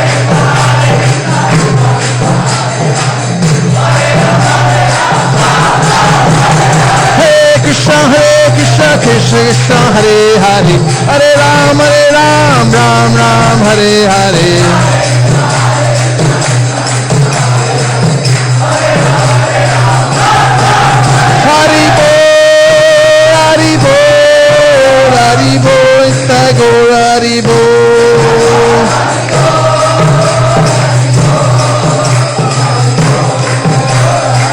Jaya Jaya Prabhupada Prabhupada Prabhupada Jaya Jaya Prabhupada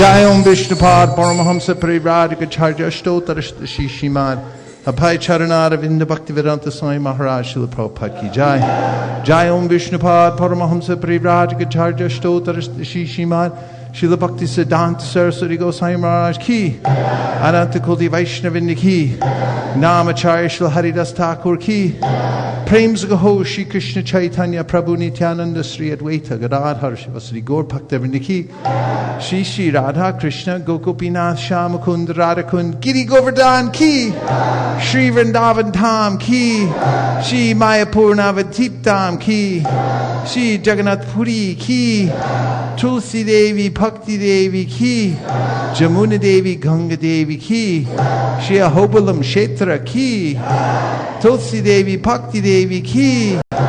All glories to some of the devotees. All glories to some of the devotees. All glories to some of the devotees. Go Premanande.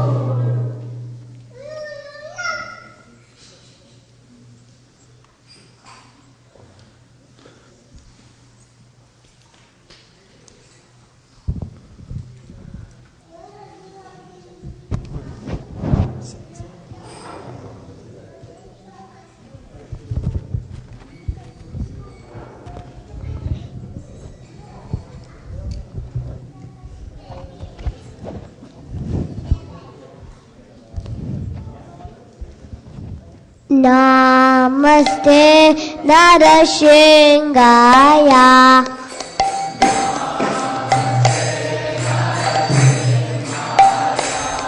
Praladalapadayane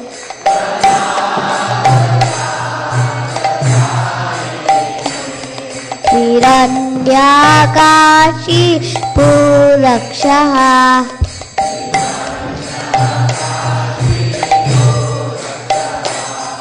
Shila टंकन कालाये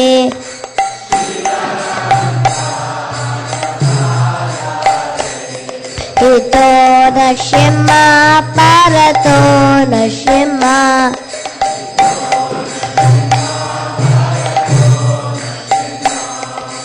यतो यतो यामिततो नशिमा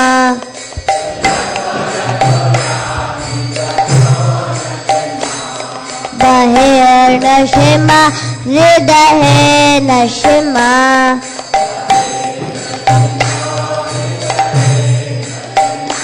नरसिंह मदीं शरणं प्रपदे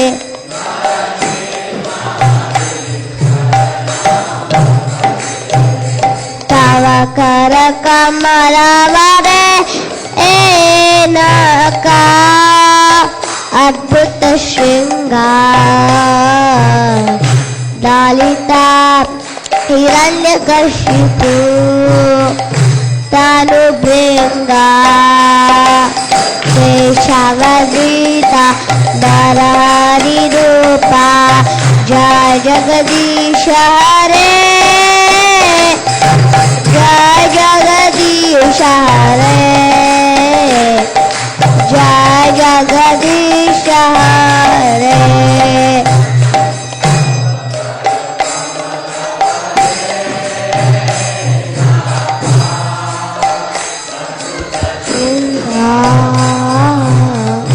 दलिता हिरण्यकशिपु तनुभृंगा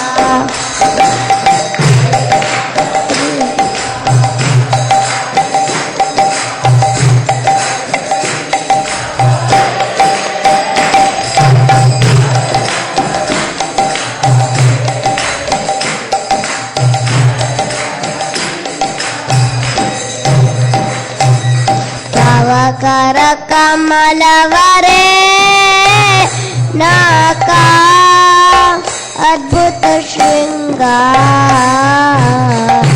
ललिता हिरण्यकशिपु तनुभृंगा केशवदेता अलहली रूपा जय जगदीश हरे जय जगदीश हरे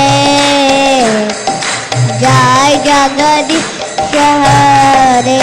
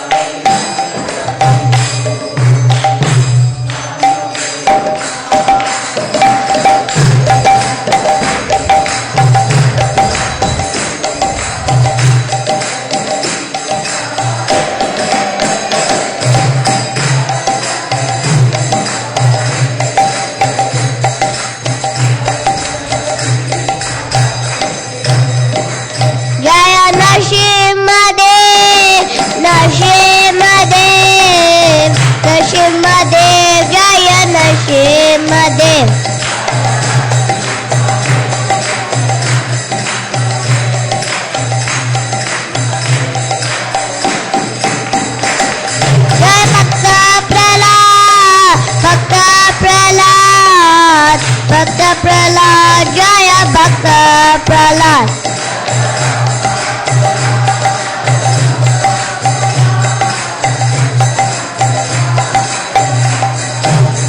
जय जय प्रभुपादा जय प्रभुपादा जय प्रभुपादा जय प्रभुपादा जय प्रभुपादा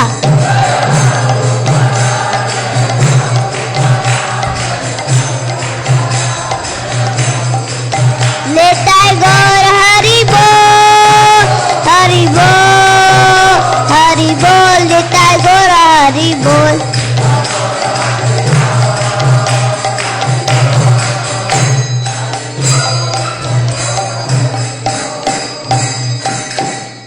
नरसिंह भगवान की प्रहलाद महाराज की गौर Premanandi.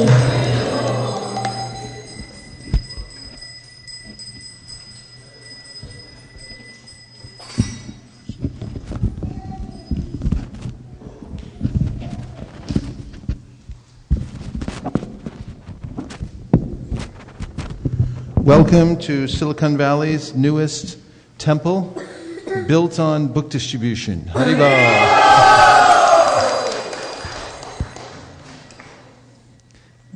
All the activities of people all over the universe are directed by their samskars. People are not acting independently, but they are controlled by the three modes of material nature, as Krishna says in the Bhagavad Gita. Tribhir gunamayer bhaver, ebi sarvam idam jagat, mohitam nabijanati mamebhya paramavyayam. That the three modes bewilder everybody, and it's because of the influence of these modes that people move in the world. And the only way to move in a different way, independent of the force of material nature, is to develop different samskars, transcendental samskars. And samskars start with an idea or a thought. And where does one get those good ideas or thoughts? They come from the Shastra. That's why it's so important to distribute books. Because as we distribute books, we're planting seeds everywhere in the universe. One thought, as Prabhupada said, one word, one line from the transcendental book, it goes into the mind of a soul conditioned by the three modes of material nature, and a new idea is sprouted, a transcendental idea. And that idea transforms that person's thoughts, intentions, actions, and destination. So the highest welfare work one can do is not simply tending to the material body, because the same samskars will be there life after life, no matter how much you feed or clothe or give medical assistance to people. But when you give transcendental knowledge, Krishna says, Gyanagni sarvakarmanam basmasat kurite tata. The person's karma is burned to ashes by this fire of knowledge. So we thank everybody for coming here tonight, and we'd like to welcome all the new guests who are here for the first time.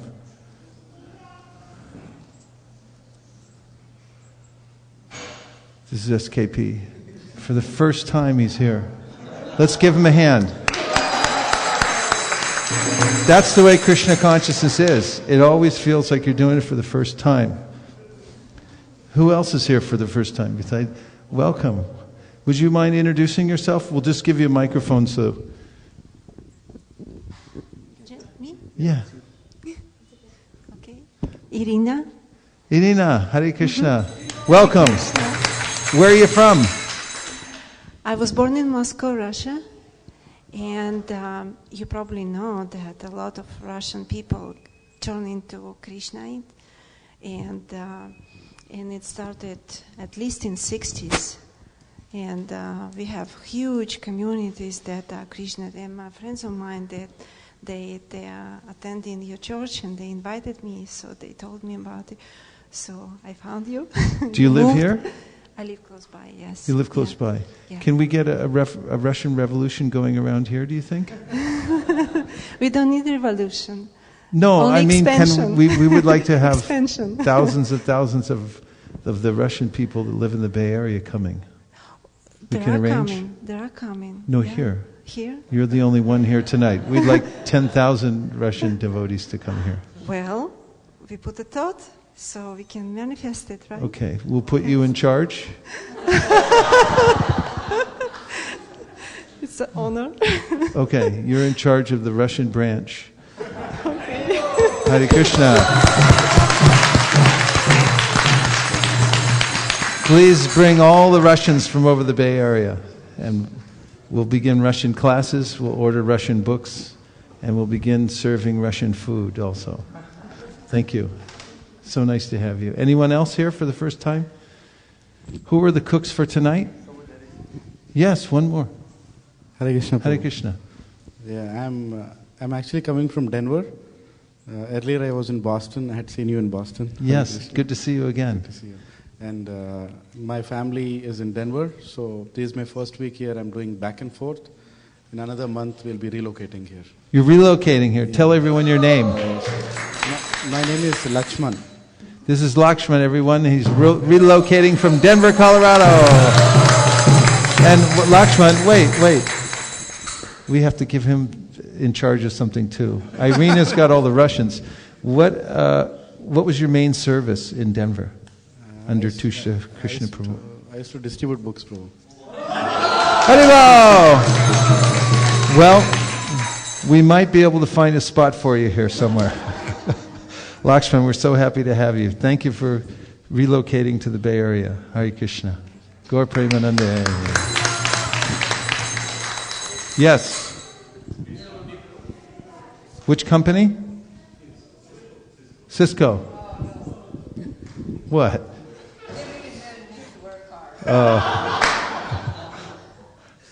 My name is Kodan Ram. Okay, wait. My name is Kodan Ram. Kodan Ram Reddy. Kodan Ram. Godananam. Govindaram. Kodan Ram.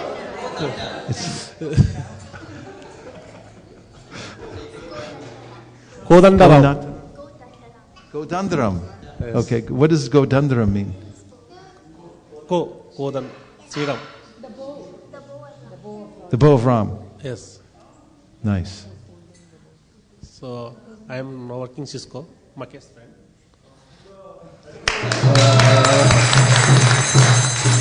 And what is your specialty? No. What do you do for Cisco? Cisco working networking. Networking. Yes. So we're going to put you in charge of networking at ISV. You can be part of our network. We welcome you. We welcome you. And there's lots of service to do here. Please help join the Sankirtan movement. The bugs. Nice. Thank you very much, Godandram. Thank you. Hare Krishna. Thank you. Visiting devotees, Governor Raj Prabhu from Vrindavan. New Vrindavan. Hari Hari Bo! Hare Krishna. Hare Krishna. My name is Governor Raj Das. I'm a preacher, so I just visit few places, do some preaching. So I've been to the old temple, given a class a couple of times, but first time in this temple. And I met you first time in the Festival of Inspiration, and I hope to meet you this time. You had given a very inspirational. Are you relocating? No. I am located in New Vrindavan. New Vrindavan. Okay. We'll see you. I'll see you in a few days out yes, there. Yes, I'm hoping to attend your class. Welcome back to ISV. Thank you. Hare Krishna. Chaturika's here, all the way from Los Angeles. Please make this your home away from home. Glad to have everyone up here. Thank you, Prabhu. You want to introduce yourself? No. Okay. Chaturika is one of the stalwart devotees from New Dwarka, and she's come up here just to see the new temple and to just help out a little bit, and we're very glad she's here. So thank you very much for coming. Hare Krishna.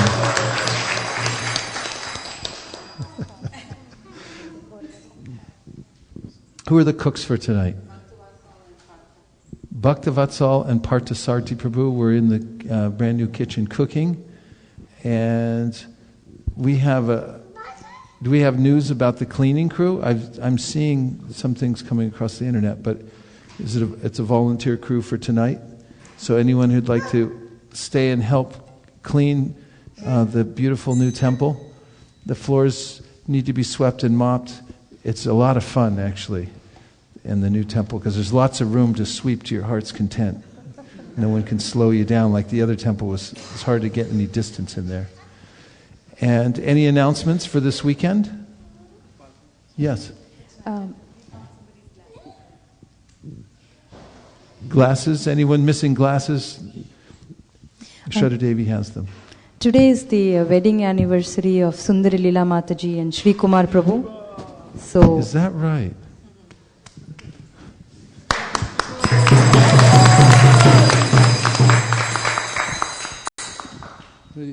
We seek all of your blessings that we can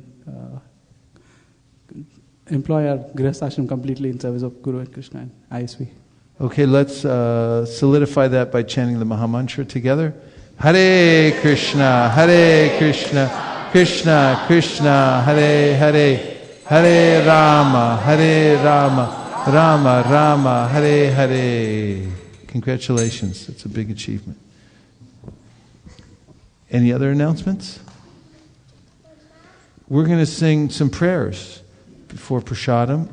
These are fairly well-known prayers for those who speak Bengali. And this is a prayer, that's okay. I don't actually want to see those signs in here anymore. It's too much of a contrast now that we have a new temple. We need all new bhajan signs. So someone tell us the meaning of the prayer first before we sing it. One of our Bengali experts.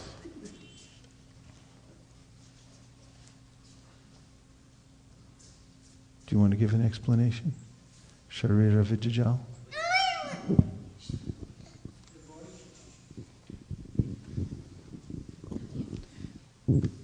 Sharira Vidyajal. So the body is a lump of ignorance, Jada Indriya Trahekal, and the senses are networks and paths. Jive Phale Vishaya Sagare. So the body, there is numerous desires. Vishaya Sagare, it is an ocean of material desires. Tara Madhya Jivati, of which the tongue is the foremost. Lobho Moya Sudharmati. And the tongue is the gateway for the vibration and taste, so which causes lobha, which misused can cause lobha. Thakajeta Katina Samsare, Krishna Baradayamaya. So this material world is an ocean of difficulties, and we are sincerely and humbly praying to Krishna. Krishna Baradayamaya. But He is merciful, and He is giving us a transcendental food in the form of prasadam.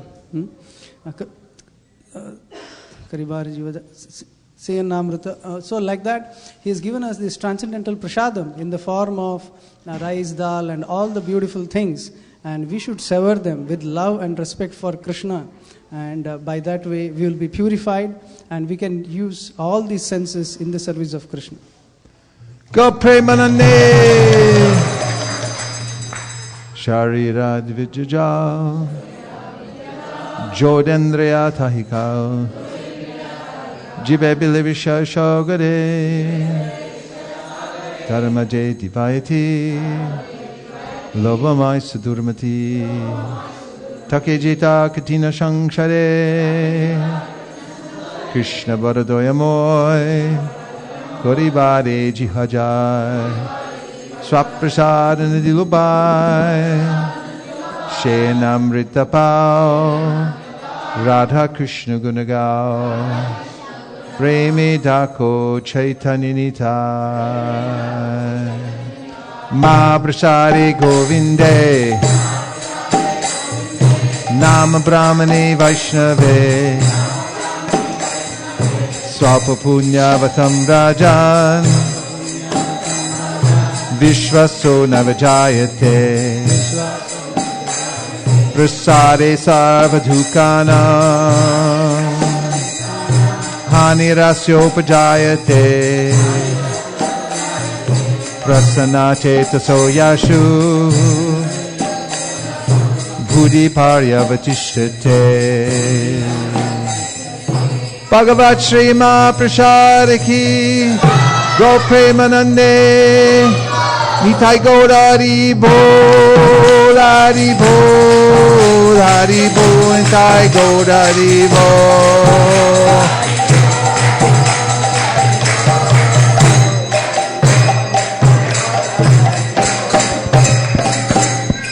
Please come take prasadam. Hare Krishna. Hare Krishna, we just have a small announcement for prasadam, that you can form a line and go out of this door. Prasadam is being served on this side. And then when you come back, if you can sit on one part of this room so that, the cleaning becomes easier for us. So from the pole over is prasadam area? Yeah, this area. This area. Hare Krishna. And we leave from this door to get to the prasadam. Hare Krishna. Thank you very much, Prabhu. Thanks for coming.